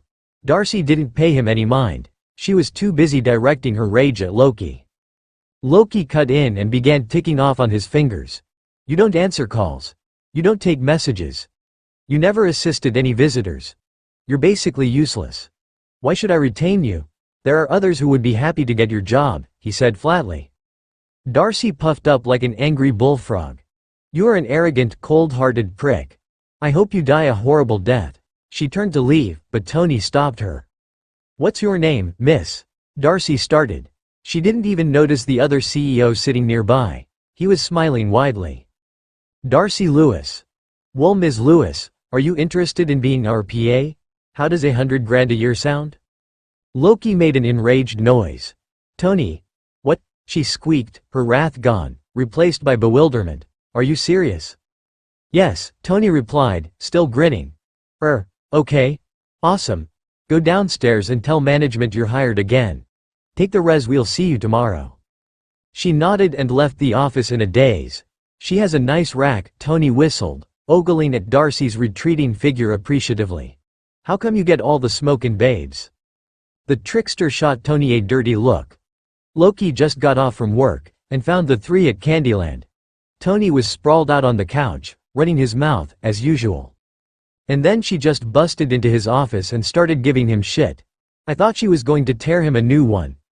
I've never seen anything like it, Tony guffawed. Bruce looked like he wanted to laugh, while Steve appeared bemused. You're talking nonsense. Stop exaggerating, Loki said tetchily, sitting beside Steve. What are you talking about? I was just telling them how the big bad wolf got taken down by a girl, Tony ribbed. You helped her, Loki gritted out, and you railroaded me. Thanks a lot, Tony. You made grown men cry and gave them heart attacks, but that woman was the only one who fought back. She's got balls. Not to mention she's hot, in a naughty librarian kind of way. I like her, Tony hooted. Loki gave Tony a venomous glare. You'd hit on anything that has a pulse. I told you, I don't need an assistant. She's our assistant, Tony corrected. Steve's right, having a bodiless butler does have its disadvantages. What if at 2 in the morning, I have a sudden hankering for a bacon donut? Jarvis can't run down the store and get me some. No offense, buddy, he said sheepishly. None taken, sir, Jarvis chirped. Steve winced. He was still getting used to this whole disembodied voice from the ceiling business. So I really need a corporeal assistant, Tony said finally. He laughed at his own joke. Bruce started chuckling too. That's a good one, the scientist remarked, giving the billionaire a high five. I'm in no mood for your bad puns, Tony, Loki grumped. He searched around his briefcase and pulled out the company rulebook. What are you doing? Tony asked, watching as Loki scanned the index. I'm looking if I can fire an employee for being obnoxious. You can't do that. She'll sue both our asses, Tony protested. Loki cursed and threw the book away. There should be a provision for that. Look man. I love you and all, but you're hell to work with. You're a grade a hard ass. None of the pa who got assigned to you lasted more than a week.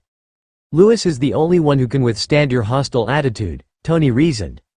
I know you have mad organizational skills, but you're managing 30 divisions in all 7 continents. You totally need a personal assistant. He has a point. You need to delegate some of your work, Tom. You look exhausted, Steve commented. Loki pinched the bridge of his nose. Fine, he huffed, but I'm not bringing Lewis with me on my trip to Cyprus tomorrow. I'm not ready to deal with that horrible woman just yet. Saturday Loki arrived in Stark Tower just as the sun peaked over the horizon. The trickster was ready to collapse. He liked traveling and all, but circumnavigating the globe a couple of times in just under a month took a lot out of a person, even a god. He already had a bad case of insomnia after he had left Asgard, and going through different time zones in rapid succession only made it worse. His body clock had pretty much given up trying to readjust itself. Maybe this is some kind of drawn-out interstellar jet lag, Loki mused. All he wanted to do was crawl into his bed and sleep for a week. Bruce had messaged him earlier that Steve was making waffles for breakfast. The super soldier made the best waffles, so Loki went straight to Mini-Met. He was stunned when he saw Darcy sitting at the dining table, cracking jokes with Bruce and Steve. Loki sprinted back to the elevator, his fatigue momentarily forgotten. He was going to strangle that billionaire bastard. Tony, the trickster screamed, as he burst into his co-CEO's bedroom. He grabbed Tony and started shaking him awake. "Ooh, I like it when you get rough," Tony purred in his sleep. Loki began slapping Tony's face. "Wake up, you pervert. Careful with my delicate equipment," the billionaire mumbled.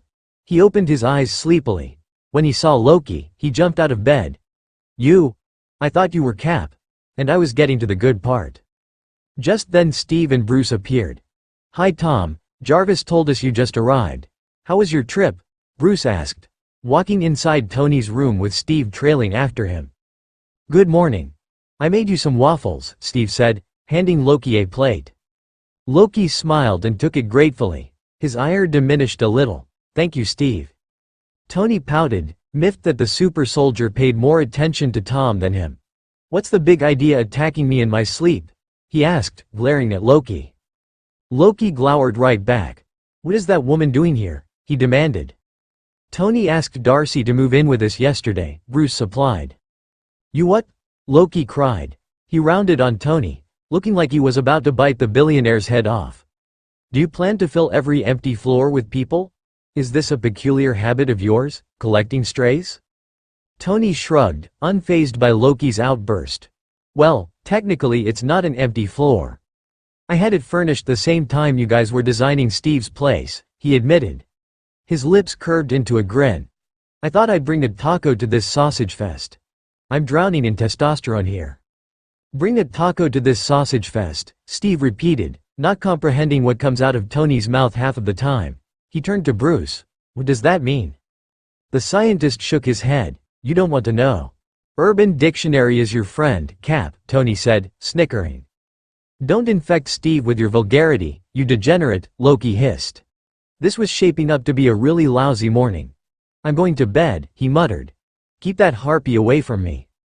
Darcy apparently didn't get the memo because she was waiting for him at the abyss. She was holding a plate of Pop-Tarts, slightly burnt around the edges. Hi. I heated these for you. Thought you might be hungry from your trip," she stammered, thrusting the plate towards Loki. The trickster stared at Darcy. He didn't have the heart to tell her that he loathed Pop-Tarts. She looked so earnest with her peace offering. "Thank you, Ms. Lewis," he said tentatively, taking the proffered pastries. Both just stood there awkwardly. Darcy shuffled her feet. "I'm sorry for calling you an asshole, and a prick," she mumbled, staring at the floor. "You had every right to fire me." Loki wholly agreed with the second part, but kept it to himself. "Believe me, I've been called worse," he said dryly. Darcy let out a nervous giggle. "I bet." A pause. Loki grimaced, remembering that whole firing fiasco 3 days ago. "I apologize too for my behavior. I can be downright unpleasant sometimes," he confessed. "I'm not the type of person who sugarcoats words. Not a lot of people find this particular trait endearing, as you can imagine," the god revealed, shrugging. "Actually, I think being brutally honest is better than being a fake," Darcy admitted. "People may not like to hear what you have to say, but at least they know you're sincere. That's what counts." She flashed him a shy smile. Loki couldn't help but smile back. He was beginning to like this unusual woman. Loki just got back from a trip overseas, and found all his friends gathered in Tony's workshop. Bruce, Darcy and Steve greeted him, happy that he was back. "There you are. You're just in time to see my new inventions," Tony called, beckoning everyone to come over. They approached a tall glass case, and it was completely dark inside. Then Tony switched the lights on. "Incredible," Bruce breathed. "Oh my God," Darcy gasped. "Wow," Steve said, entirely awestruck. "You've outdone yourself again, Tony," Loki remarked, very impressed. The billionaire preened, lapping up their adulation. "Is it a robot?" Steve asked, fascinated with the blue glow emanating in the middle of its chest. "I thought I'd never see one in my lifetime." "It's better than a robot, it's a flying suit. I call it the Iron Man armor, specifically Mark 1. It's only a prototype, I'm still working on the thrusters. Afterwards I'm going to weaponize it," Tony explicated. "Are we going to sell this to the military?" Loki inquired. "Nah. I was only planning to show this during the Stark Expo for next year, but Fury came by and told us about the Avengers Initiative. He wants me, Steve and Bruce to form a team and defend the world against alien attacks or something," Tony said, beaming at Loki. "I could make one for you too, if you want." Loki chuckled. "Thanks for the offer, but no, I'm sure you guys can manage without me." The billionaire looked disappointed. "Okay. But if you change your mind, just ask." "What's that thing over there?" Darcy interjected, pointing at a lump on top of a table. A piece of cloth was draped over it. "This, my dear, will put our company back on track. I've been working on this gadget for months, and I finally perfected it." "This thing doesn't explode, does it?" Bruce asked warily. Tony sniggered. "Kind of. And you're going to sell this doohickey?" Steve asked, staring at the lump with trepidation. He remembered that Howard had often invented things that caused bodily harm. It looked like Tony was no different. "It sounds dangerous."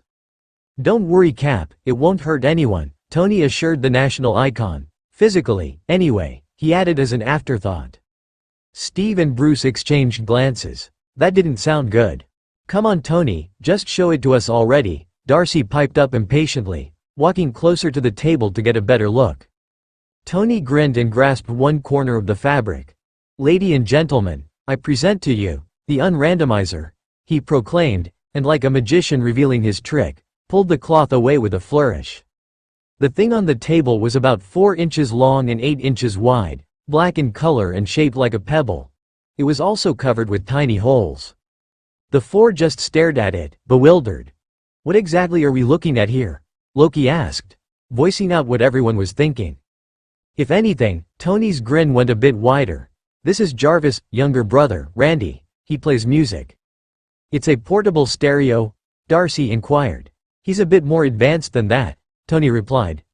"I'm not going to go into details, but Randy can access your memories. Then he plays the appropriate music, depending on your mood. It's like having your own personal soundtrack," the billionaire explicated. He looked at his friends expectantly, waiting for their reaction. None came. Tony made an annoyed sound.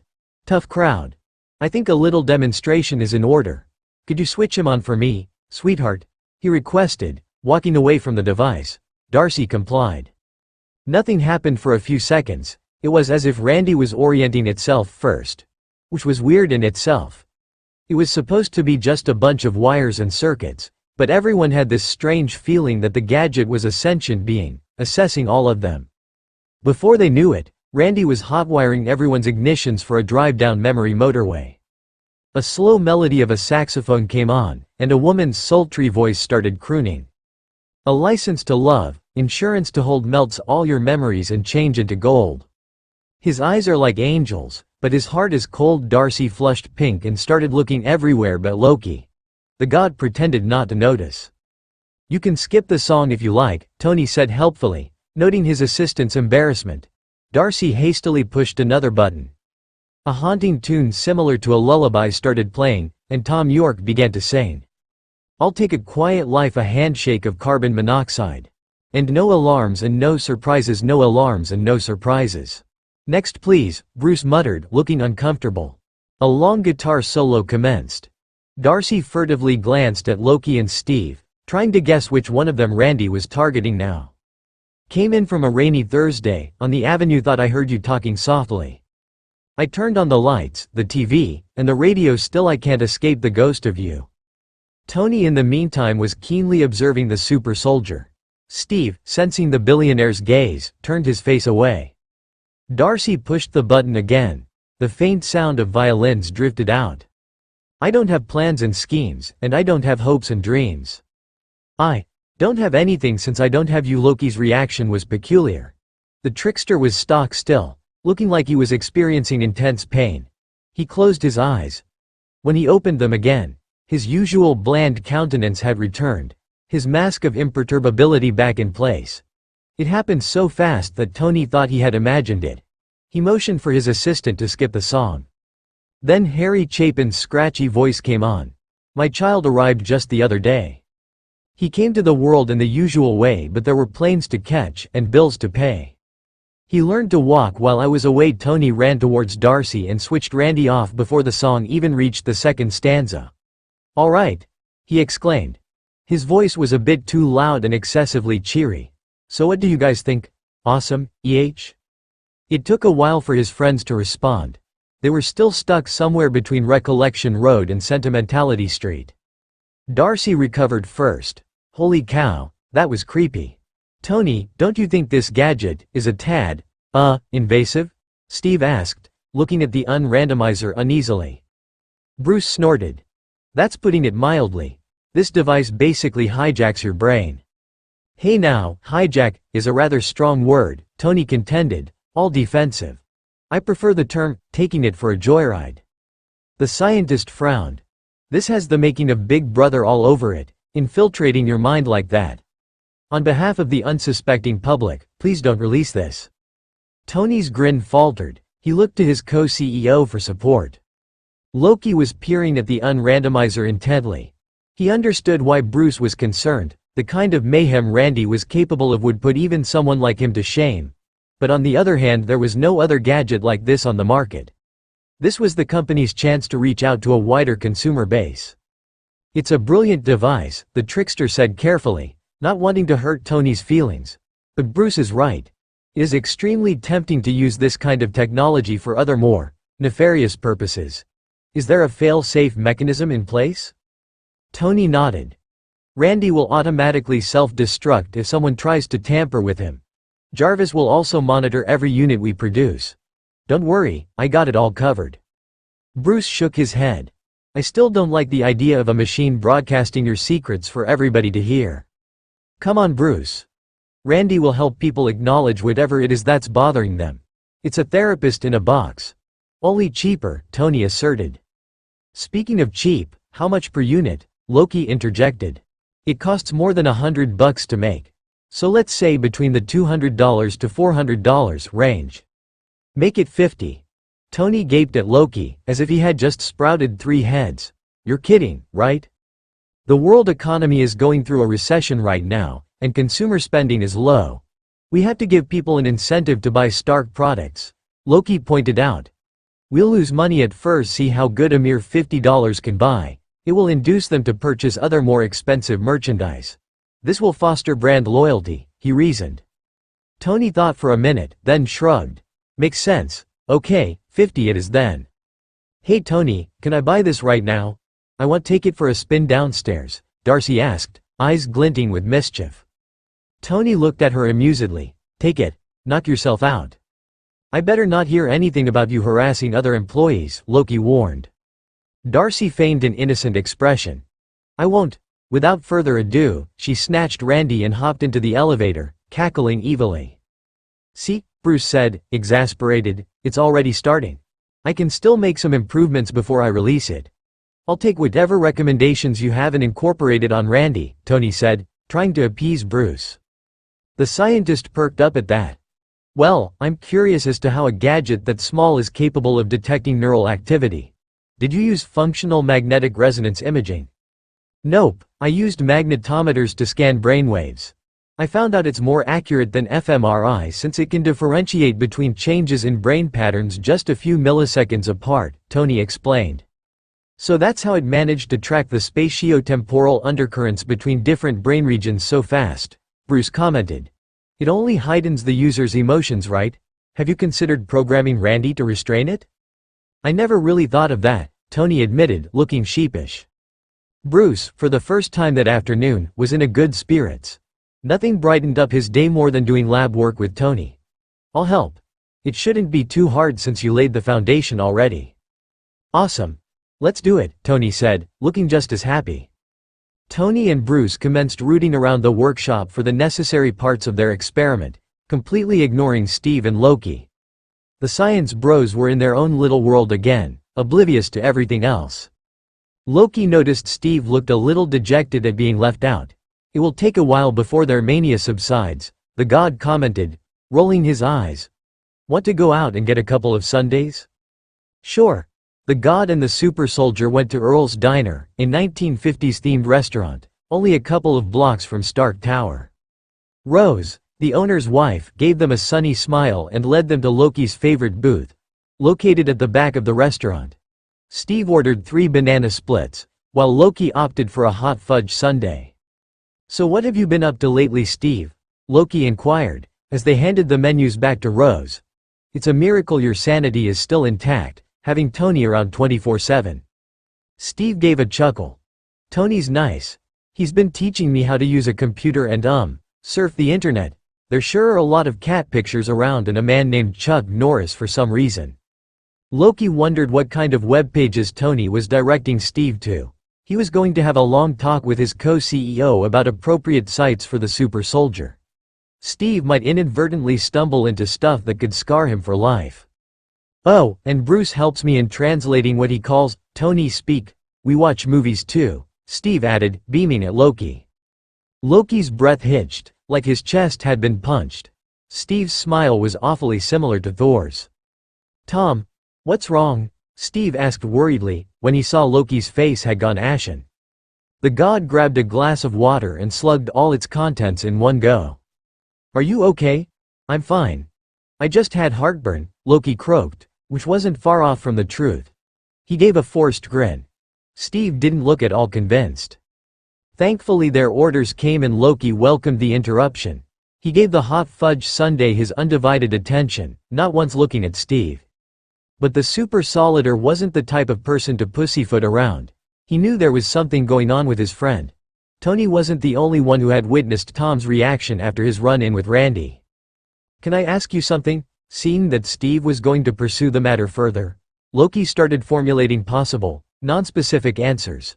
Go ahead, he exhaled, his expression neutral. Steve worried his lip, unsure how to phrase the question without upsetting Tom.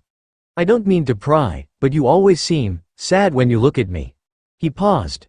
You don't have to tell me anything. I just thought I could help, that's all. Loki was staring out the window, looking pensive. He didn't reply. I'm sorry. Just forget it, Steve said, mentally kicking himself for his gaffe. He started poking at his last banana split morosely, the ice cream now partially melted. Loki spied Steve doing a rather good impression of a kicked puppy. Thor had mastered that look over the centuries, and had used it often when they quarreled. The gnawing pain in his chest intensified. Please don't apologize. I know you mean well. He gave Steve a wistful smile. You remind me of somebody I used to know. The god gazed at the ring on his finger. And I'm grieving for that person. Just like you, he said softly. Steve lowered his eyes. He didn't ask any more questions. Loki pushed his sundae away, his appetite gone. Randy had managed to get under his skin and had undermined his defenses. Living in Midgard had made him complacent. He used to have a tighter control over his emotions than this. So what do you think of Tony's new invention? Do you like it? The trickster asked after a while, steering the topic of conversation to a more benign path. Steve couldn't help but cringe. I'm still trying to wrap my head around having an invisible butler that lives in the ceiling. Now there's a doohickey that can see what's inside my brain. I thought those things only existed in science fiction comics that I used to read as a kid. Loki chuckled at Steve's candid response. I take it you're not a fan then. Steve gave a non-committal shrug. Are you? Let's just say I don't want that device anywhere near me. At all, Loki responded dryly. Steve appeared confused. But you're still allowing Tony to sell Randy. Personally, I don't like it. But you'd be surprised at what makes consumers tick these days, the god remarked. The unrandomizer holds a perverse appeal that certain people would consider fascinating. What kind of people? Loki's lips curved upwards, as if he just thought of something funny. Masochists, for example. Steve laughed. Tony released Randy 3 weeks later. Having a machine that could read minds went well as one would expect. Suffice to say, it freaked out a lot of people. It didn't stop the unrandomizers from flying off the shelves though. Well, this is a first. Randy won the best and worst invention of 2008, Loki read from his newspaper. Congratulations? Steve said hesitantly, is that good? Tony smirked and sipped his coffee. It's all good, Cap. I'm stoked, actually. Way to go, boss, Darcy cheered, clapping her hands in delight. Bruce reached over the table and gave Tony a fist bump. People are out for your blood. The backlash against Randy is stronger than I had anticipated, the trickster commented as he read another article.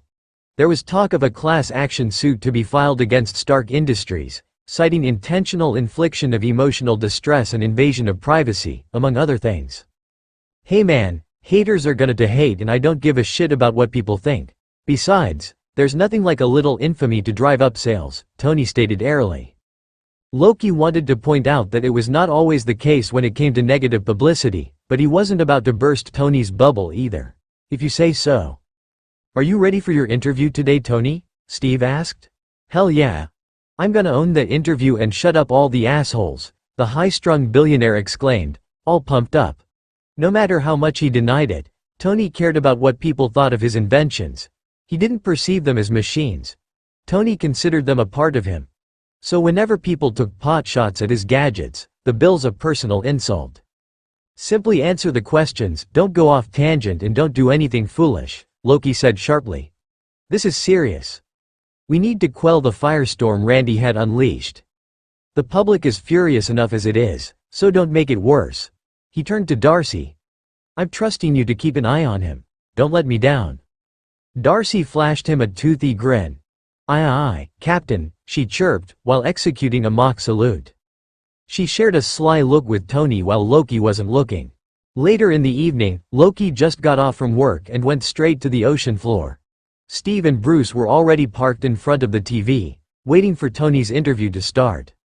He fixed himself a cup of chamomile tea to help calm his nerves. The sense of dread he had been feeling all day had not abated in the slightest. He would have done the interview himself, but there were a couple of merger negotiations with other companies that he couldn't afford to miss. He just hoped that Tony doesn't do anything too crazy. Showtime, Bruce announced. Good evening, ladies and gentlemen. Our special guest tonight is a genius, billionaire, playboy, philanthropist, and creator of the wildly popular Unrandomizer. He also claims to be an awesome rapper. We'll see that in a bit. So everyone, give it up for Tony Stark and his assistant, Darcy Lewis. Bass beats, loud enough to be mistaken for a sonic boom, started blaring from the speakers. The Bloodhound Gang's Bad Touch began playing. Tony and Darcy burst into the stage and started dancing, their moves mainly consisting of vigorous thrusting and obscene hand movements. The audience went nuts. Loki groaned, realizing what a colossal mistake leaving those two unsupervised. And trust Tony to pick the raunchiest, most puerile song in existence. So much for Stark Industries being a respectable company, he thought dourly. Love, the kind you clean up with a mop and bucket, Tony rapped, while making swabbing motions. Like the lost catacombs of Egypt, only God knows where we stuck it. Steve wrinkled his nose. That's disgusting. Wrong in so many levels, Loki added. Bruce didn't comment, he was too busy ogling at Darcy. The PA was currently gyrating like her life depended on it. Please turn me on, I'm Mr. Coffee with an automatic drip, Tony continued. He did a move that was a cross between the electric slide and the hokey pokey. Steve blushed. Even he got what that meant. Who in their right mind would write a song like this? He wondered aloud. It's pretty clever actually. Where else can you find Waffle House and the Catacombs of Egypt in the same song? Bruce commented. He caught Loki's expression and immediately clammed up. Tony in the meantime was whipping everyone into a frenzy, and some even started singing the chorus. You and me baby ain't nothing but mammals, so let's do it like they do on the Discovery Channel. You and me baby ain't nothing but mammals, so let's do it like they do on the Discovery Channel. The song finally ended, and the audience erupted in applause. Tony and Darcy gave exaggerated bows, sporting identical grins. My babe Alika's assistant, Darcy Lewis, Tony announced. Loki thought he heard several wolf whistles. Darcy gave one last smirk and sashayed off the stage. They watched Tony strut towards the host, winking and blowing kisses to the crowd.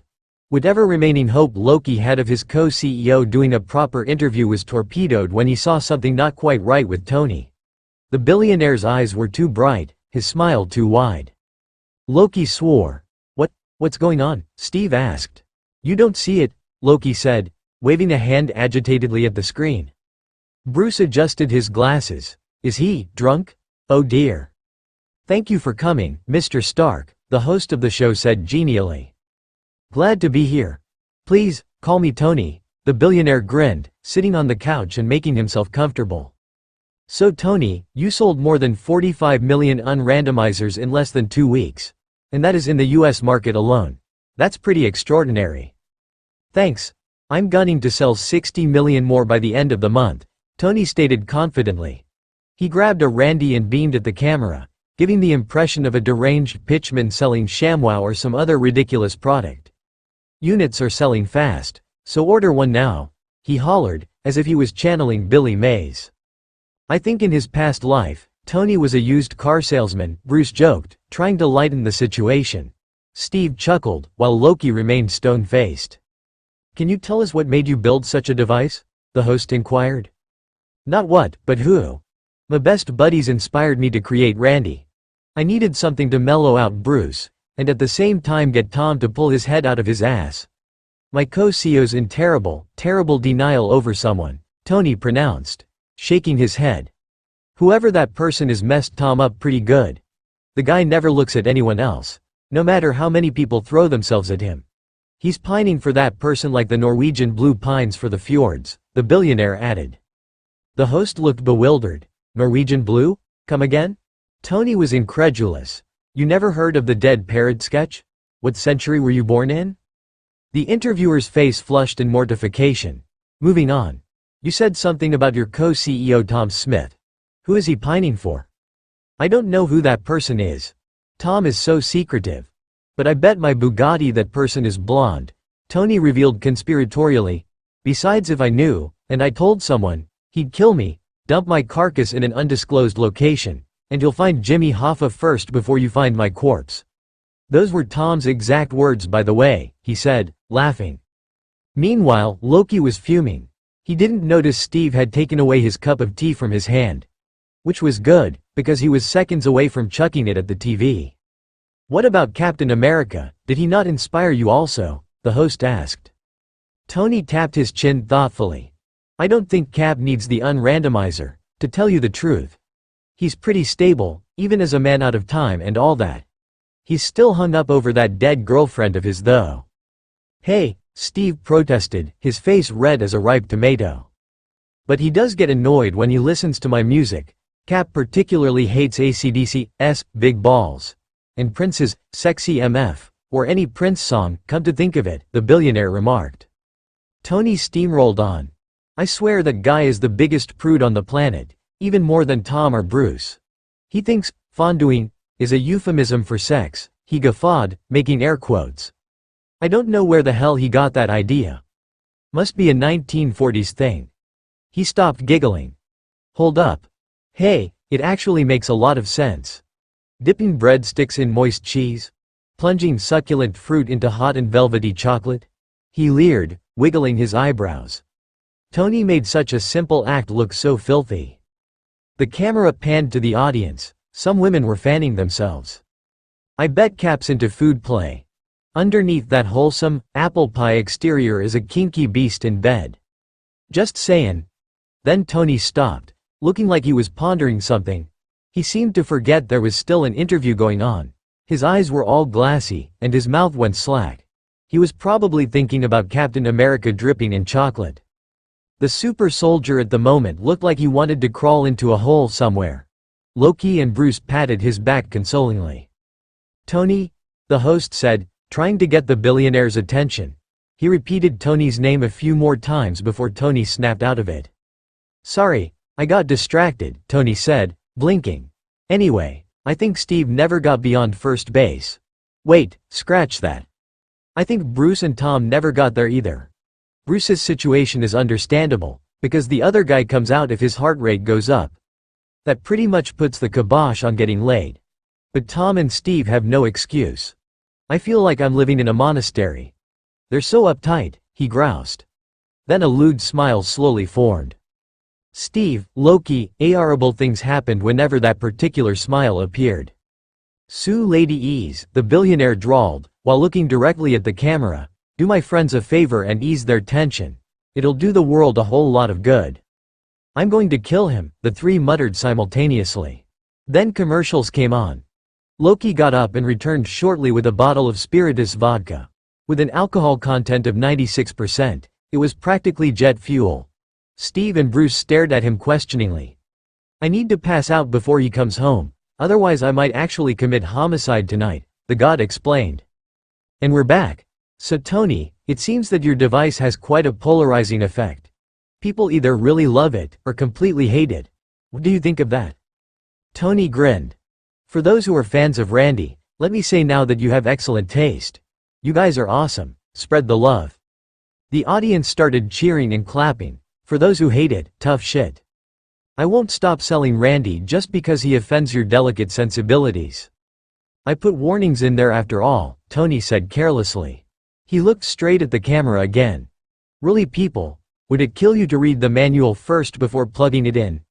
I designed it to be as user-friendly as possible. How you guys managed to screw that up is beyond me. The billionaire was on a roll again. This time he was full of righteous indignation. He grabbed the unrandomizer sitting on the table. 2 buttons. Red to amplify your emotions, blue to subdue them. I repeat. Red to amplify, blue to subdue. Got it? Alrighty then. The host gawked at Tony, startled by the billionaire's unexpected hissy fit. He was beginning to regret inviting this mad genius over, but the show must go on. Is it true that the unrandomizer explodes if anyone tampers with it? Yes.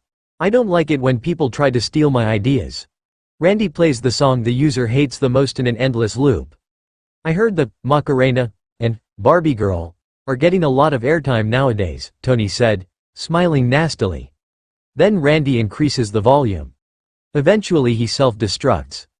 As a parting gift, every unrandomizer gives off the pleasing scent of eau de skunk. No amount of Febreze will take the smell out, believe me, he laughed evilly. Loki raised the bottle to his lips and took a long pull. I should have gone to med school, he mumbled. Doing a quintuple bypass was probably less stressful than trying to rein in this lunatic. Then a screen behind Tony and the interviewer appeared. Here are some of the reviews concerning the device, with Tony's replies. Let's take a look. Anonymous. This is a ghastly device. Those who recently broke up or are chronically depressed, stay away. Dumbass, that's what the other button is for. Read the one-page manual first before posting something retarded. Anonymous. How did you get it to play like that? Can you tell me? I'm really interested. Is that you, Justin Hammer? Anonymous. This is just a glorified jukebox playing random songs. Anyone can make this. It's called unrandomizer for a reason. It plays anything your mind cooks up, unless you don't have a brain in the first place. I'm going for that theory. Anonymous. I was hankering for a snack, but I didn't know what I wanted exactly. I turned this baby on, and it played RC Cola and Moon Pie. How did it know? It's magic. There's actually a RC Cola and Moon Pie song. So eat. Anonymous. It's in my brain. This is Stark's first phase in his dastardly plan to make us all his mindless slaves. Get it off. I've come for your brain. Give it to me. I want your brain. I wager it tastes good with fava beans and a nice Chianti. Anonymous. My Beulah heard, Billy broke my heart at Walgreens and I cried all the way to Sears. She nearly had a heart attack. What do you have to say for yourself? Whoa, that's a damn long title. First of all, let me congratulate you Gramps for getting this far. I didn't know octogenarians are techno-savvy enough to participate in online forums. You deserve another unrandomizer as a prize. Anyway. Says in the small print. Device not suited for those with a heart condition, asthma, irritable bowel syndrome, depression, insanity, and other psychotic tendencies. Sorry about Beulah Gramps, I really am. Anonymous. My girl found out I was cheating on her because of your unit. I hate you Tony. Go to hell and die. Suck my unit. Anonymous. I suspected my boyfriend was cheating, so I used the unrandomizer. I was right and I dumped his sorry ass. This box saved me from that lying, unfaithful, conniving bastard. Want to hook up? Where do you want to meet? I told him not to troll those forums, Bruce said, aghast. The host switched to another slide. It was a compilation of Tony's other responses. I'm Tony effing Stark and you can shove it where the sun don't shine. You bought the damn thing, so don't sue me if it ruined your life. Switch it off if it bothers you so much, jackass. That's why I'm an uber-rich billionaire and you're not, Toodles. Read the small print, douchebag. King Kong ain't got shit on me. It seems you do not take criticism well, Tony, the host observed. Tony shrugged. That's silly. I love getting feedback. Buyers may express their opinion freely and I'm fully entitled to stating mine. He put on his patented hurt woodland creature look. But when people blame you for things like ruining their life, marriage, libido, grades, job, diet, sanity, self-esteem, bowel movement, and so on and so forth, I can't help but react badly. For a moment the billionaire seemed lucid. Then the manic gleam in Tony's eyes materialized again. Loki, Bruce, and Steve held their breaths. So, if you're being an asshole, well guess what? I'm the biggest bastard in the universe. Just try me. I'm Tony goddamn Stark and I wipe my ass with your money. Not literally, of course. That's just nasty. He suddenly jumped on the couch and flung his arms out. Feel free to bask in my greatness, all of you shall love me in despair, he roared. He started beating his chest like Tarzan. The host ended the interview early. Are you still going to defend your science, bro, Bruce? Loki asked grimly. I'll get the rope. Tony sauntered in an hour later. Brucey, I'm home, he yelled, in high spirits. He thought the interview went pretty good. He spotted his three friends scowling at him. If looks could kill, Tony would have been dead before he hit the ground. Whoa. What's with the rope? Oh, we thought we'd hang you out the balcony for a bit. Loki replied nonchalantly. Unfortunately for Tony, the vodka he was chugging earlier didn't do much to suppress his rage. The billionaire gave a squeak and ran for the elevator. Bruce, with surprising speed and agility, used the couch as a trampoline and tackled Tony to the floor. Steve and Loki proceeded to drag him over to one of Bruce's fish tanks while the scientist pried the lid open. Have at him, Hootie, Bruce ordered. Hootie was Bruce's pet blowfish. He was only a baby, but he spits like a mini garden hose. He started firing water at Tony's face with gusto. You, fishy water. Tony spluttered. It didn't take long before his front was entirely soaked. Afterwards Loki dumped Tony on a chair, and Steve began tying him up. Didn't know you're into bondage, Cap, Tony quipped. Steve ignored him. Shut up, Tony. Just be thankful we didn't waterboard your hide, Loki said crossly. Bruce noticed someone was missing. Where's Darcy? She said she didn't want to face Tom's wrath, so she checked into a hotel. Smart move on her part, Tony said, while secretly testing the rope for any weak spots. Watch me do some MacGyver magic here. After a few minutes of futile wriggling, he slumped against the chair. Let me guess. You were a Boy Scout too, right? Man, these knots are tight. Loki, Bruce, and Steve were still glaring daggers at him. I don't know why you guys are so pissed.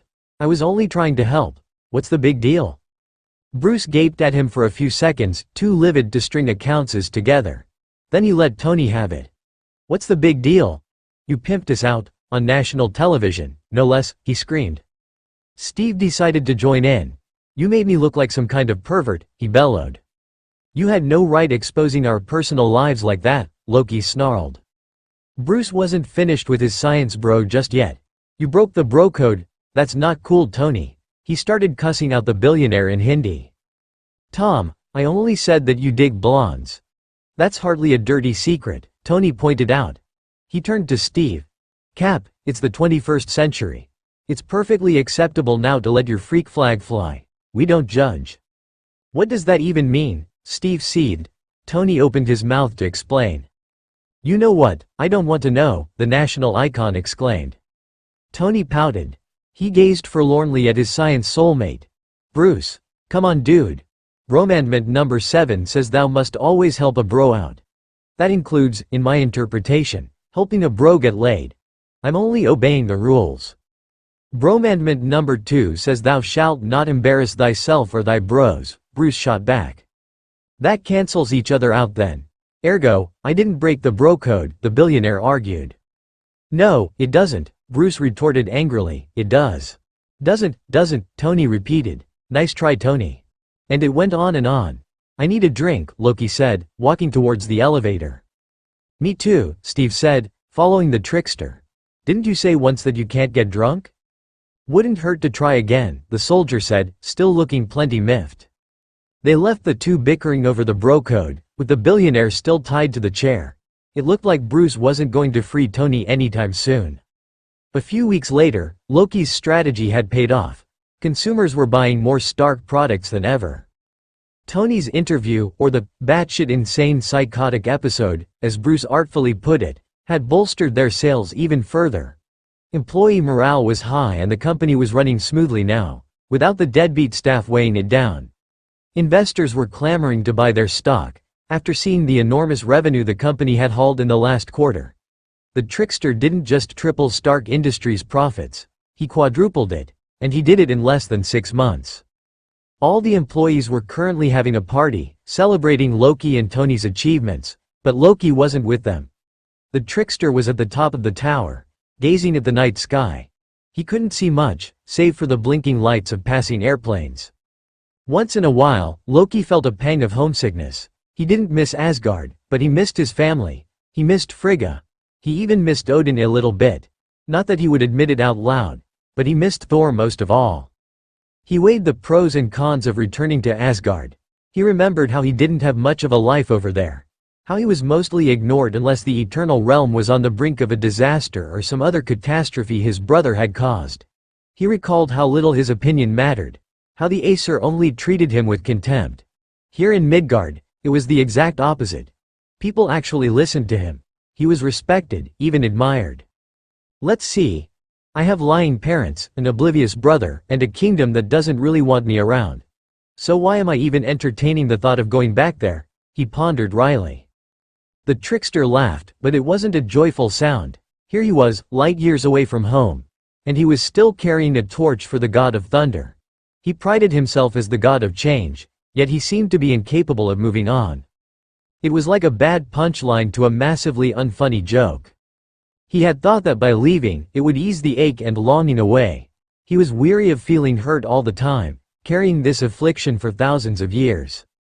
I can't do this anymore. I'm sorry, Loki murmured.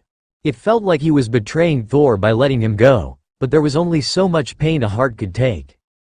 The god gave one last, lingering look at the sky, then left. December 2013, outstanding work Bruce, as always, Loki said, getting up from his seat and shaking the scientist's hand. Loki, Darcy and Bruce were in the auditorium for the annual Stark Science Conference, and the mild-mannered scientist had just finished presenting his paper. Tony and Steve were upstairs, watching the conference on live stream. The billionaire had an annoying habit of heckling the presenters, so Loki had banned him from attending. Bruce reddened. He knew Tom didn't bestow compliments freely, so it was a big deal when he did give one. Thank you. I couldn't have done it without your suggestions. It really helped me a lot, he admitted. I didn't understand half of what you said, but you were awesome up there, Darcy said, ruffling the scientist's hair playfully. Bruce went redder and stared at the floor. Thanks, Darcy, he murmured, his crush for the buxom assistant rather obvious. The poor guy had been infatuated with Darcy ever since he met her 5 years ago, but Darcy never seemed to notice at all. Loki gave Bruce a sympathetic look. He knew just how aggravating it was to have the object of one's affection be so obtuse. Anyone caught your eye yet? The scientist asked, as they settled back on their seats. Aside from showing moral support for Bruce, Loki was there to recruit people for the company's research and development department. He also provided capital to scientists who lacked funding for their projects, if they somehow managed to impress him, which didn't happen very often. Not really. All I've heard so far are mediocre at best, Loki replied, as he half listened to a guy proclaiming that he had invented the ultimate weight loss pill. You're a hard man to please, Tom, Bruce remarked. Tell me about it, Darcy griped, rolling her eyes at her boss. Loki grinned. You and I know that you have more talent than all the scientists here combined. Are you sure you don't want to be on the payroll? You can work by yourself if you want to. I'll do anything you want, as long as you keep baking those tasty soufflés, Bruce joked. Didn't know you're a cheap date, Bruce, Loki quipped. Bruce chuckled and waved a hand. Seriously. You guys took me in, even with my condition, with no questions asked. I owe you and Tony a lot. So anything you want me to do, I'll gladly do it, he confessed, grinning at Loki. Loki smiled fondly at Bruce. Don't let Tony know that you said that. He'll turn you into his personal guinea pig. I think he prefers Cap. Tony will make any excuse to get Steve to take his shirt off, Darcy said, giggling. Subtlety, thy name is Tony, the god said, shaking his head. He then took out his phone to check if he had any messages. There were only a few speakers left, and none of them seemed particularly interesting, so Loki started replying to his emails instead of listening to the presentations. Hey, a fellow astrophysicist, Bruce remarked after a while, giving Loki a little nudge. This is right up your alley, Tom.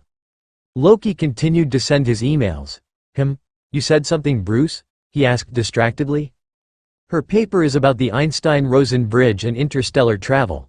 Didn't you have a similar paper back in college? The scientist inquired, gesturing at the speaker. The god glanced at the podium. When he saw the individual currently presenting, he nearly dropped his phone in shock. It was her. The woman Thor was with during his exile here in Midgard more than a decade ago. Loki was tempted to hightail out of the auditorium right now, but it was his job to socialize with the participants after the conference. Having a company that relied heavily on technological advancements, it was prudent to maintain a healthy rapport with the scientific community. Besides, she never saw me, much less know who I am, he thought. Once the program had ended, Loki found himself hemmed in by scientists clamoring for financial backing. He let himself relax when he saw that she was not among the bunch. The trickster pasted a smile on his face, steeling himself for a difficult night ahead. Jane gave a sigh of frustration. She wanted to talk to the head of Stark Industries, but the CEO was constantly surrounded by a wall of people. Her research had come to a standstill when the university had reduced her subsidy. She had heard Tom Smith gave generous funding when he deemed a project had merit, so she traveled to New York to try her luck. She figured she had an edge over the rest because he was also an astrophysicist like her. The first time she saw Smith, she was struck by how utterly stunning the man was. He turned heads wherever he went, but he seemed not to be aware of it or did not care. The CEO was tall and imposing, radiating power and authority. He wore a three-piece suit that was perfectly tailored to his lithe frame. He had the body of a dancer, but Jane could tell he possessed strength that belied his appearance. His dark hair complemented his pale skin. He had high cheekbones and a delicate mouth. His lips set in a smile that was positively sinful. Tom Smith was beautiful. There was no other word to describe him. No wonder his assistant looked a bit stupefied every time she gazed at Smith. If she were in her shoes, Jane would ogle at him all day too. Thank goodness I'm already engaged, Jane thought to herself. Guys who looked like that appeared innocuous at first glance, but they were the ones to be avoided at all costs. This was a man who would break your heart without a second thought. That guy sure is popular, her fiancé commented, watching Smith trying to fend off a couple of overzealous scientists. Jane observed his assistant doing some kind of karate neck chop on one woman who tried to touch her boss, while Bruce Banner talked animatedly to another group nearby. You'll never get to talk to him at this rate. You have to elbow your way over there and introduce yourself. Jane grimaced. I'm a little intimidated by him, that's all. I'm more worried by that secretary of his. Do you want me to distract her while you go corner Smith?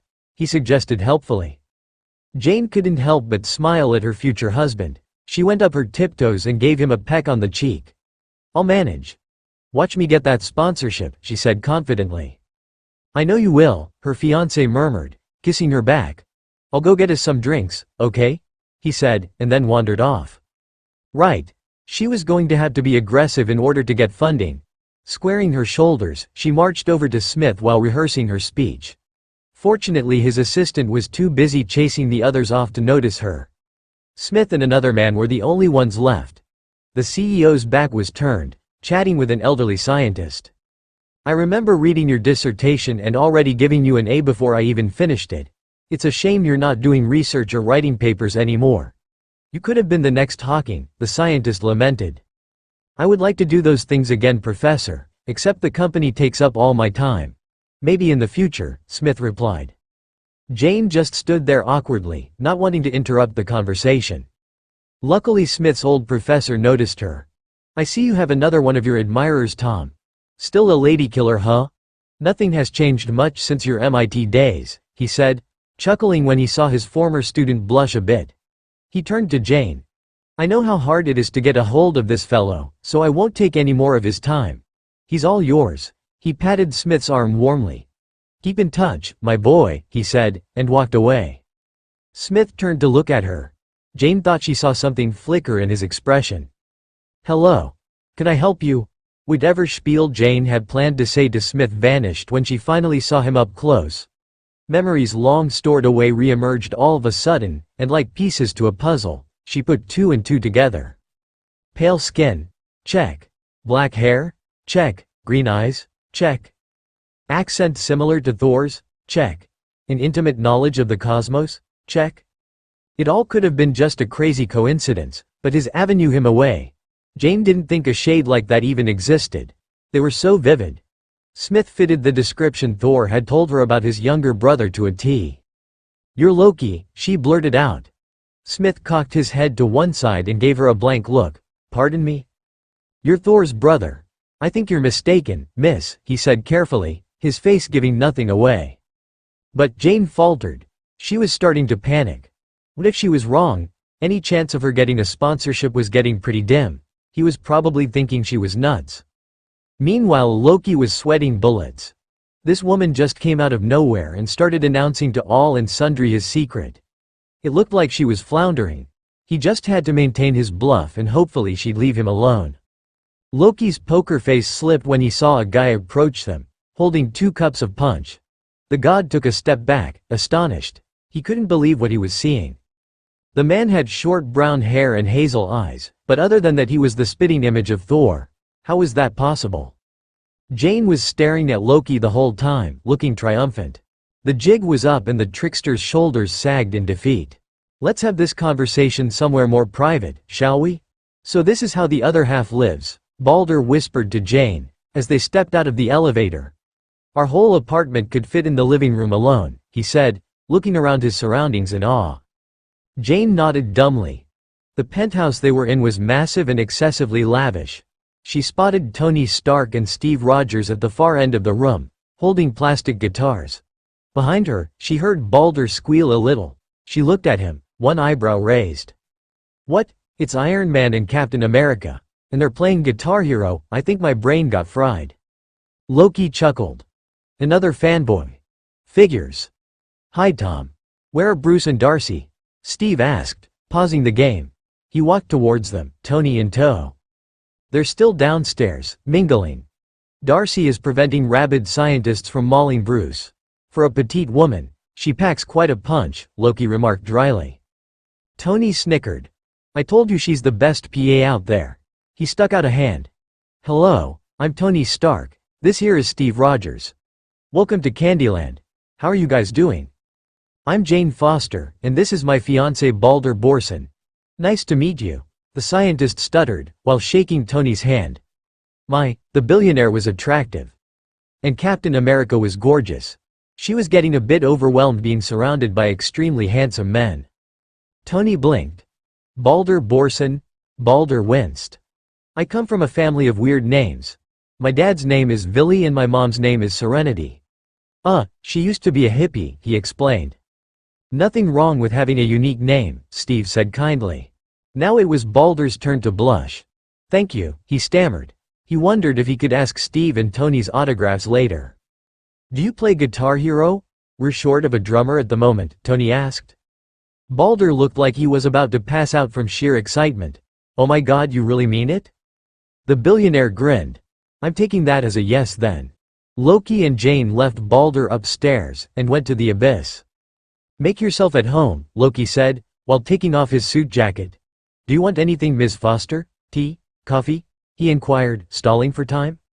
I'm good, thank you. Please, call me Jane, she said, sitting down gingerly on an expensive-looking black leather couch. While Tony's floor was warm and full of noise and laughter, Loki's place was a mausoleum. A feeling of emptiness tinged the air, like no one really lived here. Jane didn't like it one bit. Loki made himself a cup of tea, slowly stirring in the milk and sugar. He dreaded having this discussion, but there was nothing to be done. "Does he know? Excuse me?" Jane asked, looking confused. "Your fiancé. Vili is the brother of Odin. He's my uncle. Or at least, he used to be," Loki clarified. "That makes Balder a demigod," the trickster revealed, as he sat down on his favorite armchair, directly across Jane. Mortals sure were strange. They had never met, but she managed to identify him, yet she never questioned why her fiancé looked exactly like the god of thunder. The scientist just stared at him, mouth agape. "Ah, he doesn't," Loki snorted. Classic Borson behavior, keeping their children in the dark about their true heritage. How typical. He couldn't keep the bitterness from seeping into his tone.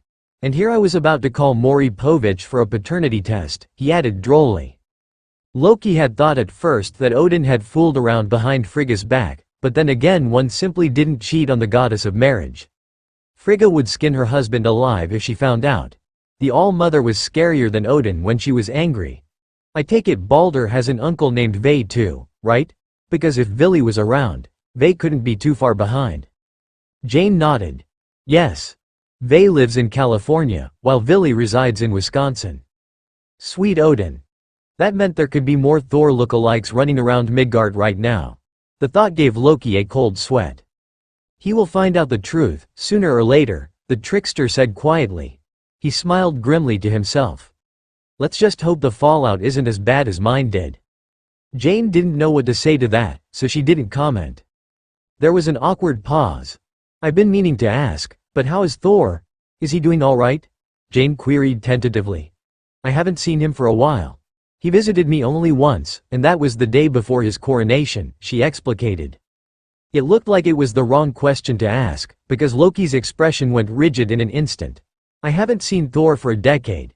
Perhaps he's starting a war again or getting married for all I know," he replied stiffly. Jane saw his knuckles had turned white, the teacup's handle about to snap. At the moment Loki was suffused with the urge to go to his room and cry himself to sleep. Or blow up something. He sipped his tea instead. If Thor wants to marry the most wanton trollop in Asgard, he can go right ahead. It's no business of mine, the god seethed. "I'm sorry.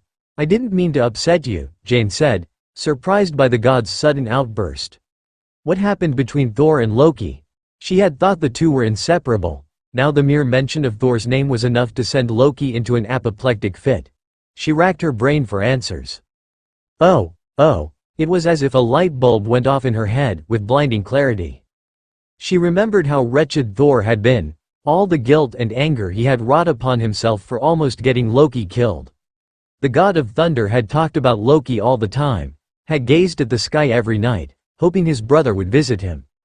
How he had pined for this man sitting in front of her, like one would pine for a lover. "I should congratulate you. You're the one who tamed the Thunderer," Loki said, cutting into her train of thought. "I've been trying to do that for centuries, yet you managed to do it in 3 years. What's your secret?" His tone was light, but his eyes were full of envy. In some other situation Jane would have found this amusing. It was ludicrous seeing this formidable god acting like a jilted ex. But it just made her sad. Loki was clearly hurting.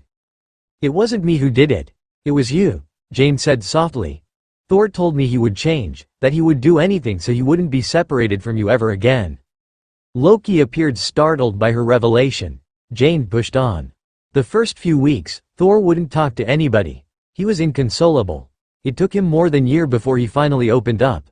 Every day he waited for you to come, but you never did." Loki tried his best to ignore Jane's accusing gaze. "I did come. Then I saw him with you, and I thought," he trailed off, shaking his head, "it doesn't matter now. I'm never going back to Asgard." "So you're just going to hide from your brother forever?"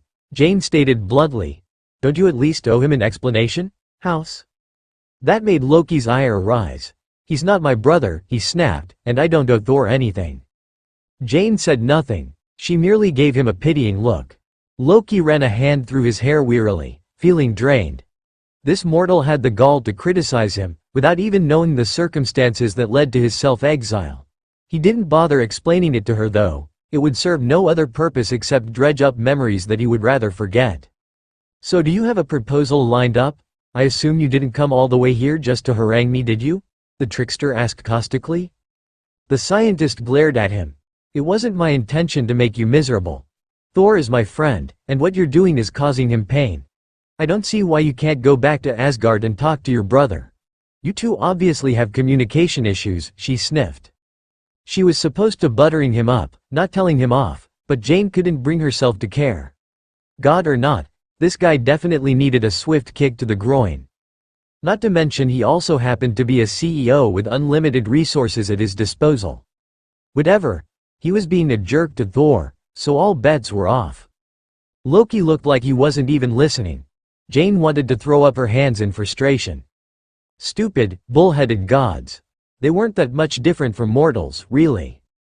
"Miss Foster, are you going to show me your proposal or not?" Loki asked impatiently. Jane gave him one last dirty look, then proceeded to root around her bag, searching for her documents. She should be grateful, she supposed. She was amazed that he didn't kick her out yet. The scientist handed her paper to Loki, her irritation swiftly replaced by anxiety. Now that she thought about it, Loki was possibly the greatest astrophysicist who ever lived. He had traveled across galaxies. He knew the secret paths of different realms better than anyone. And she had been mouthing off at him a while ago. Whoops. Jane fidgeted in her seat, while the trickster took his time going over her work. After a few agonizing minutes, Loki finally handed her paper back. "Well, what do you think?" Jane asked nervously. "Your theory is sound, Miss Foster. I'm impressed." Jane beamed. Even if he was a jerk, she still valued his opinion, and? "It is possible to create your own wormhole here in Midgard. You could probably ask Bruce or Tony, even Reed Richards to help you build such a machine." The scientist was ready to jump from the couch and do a victory dance. "But I don't recommend it." Jane visibly deflated. "Why not?" she spluttered. Loki steepled his fingers together, looking grave. "Opening a wormhole is easy. Closing it again is more difficult, because you need twice the energy. And you need to do it quickly lest you attract unwanted visitors." "You mean beings from other realms? Earth is part of the 9 realms, right?" Loki nodded. "But not just from the other 8. The universe is vast. I've only explored a tiny fraction of it. There are some places that even I feared to tread. There are things out there that aren't exactly friendly. Creatures that you cannot even fathom." The god bit his lip. He looked afraid. "When you make a tear in the fabric of space, it acts as a beacon for these monsters. It draws them in. Did Thor tell you about the Bifrost? It has a gatekeeper, and it's not just a fancy title. Heimdall's almost as powerful as Odin, and it is his job is to prevent these creatures from entering Asgard.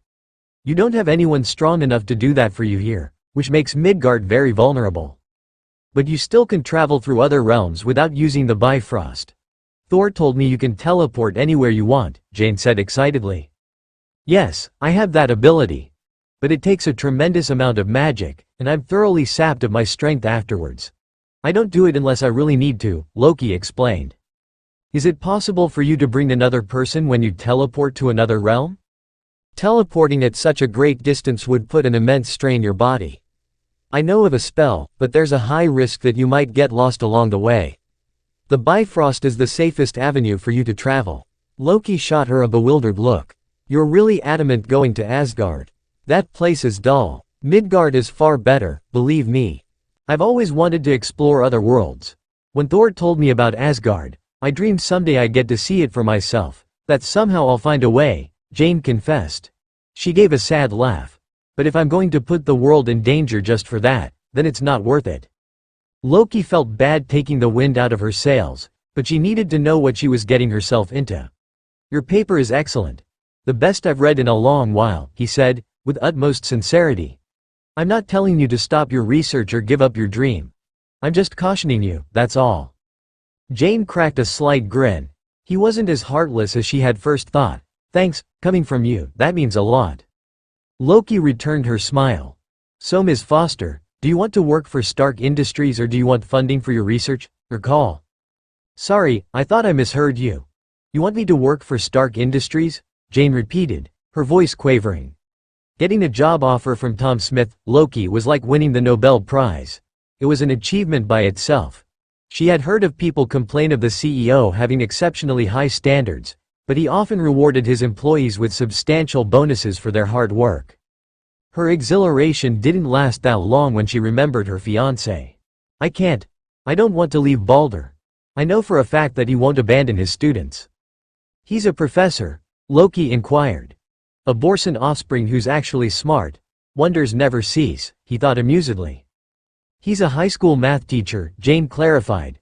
Oh, and he coaches the wrestling team too, she said proudly.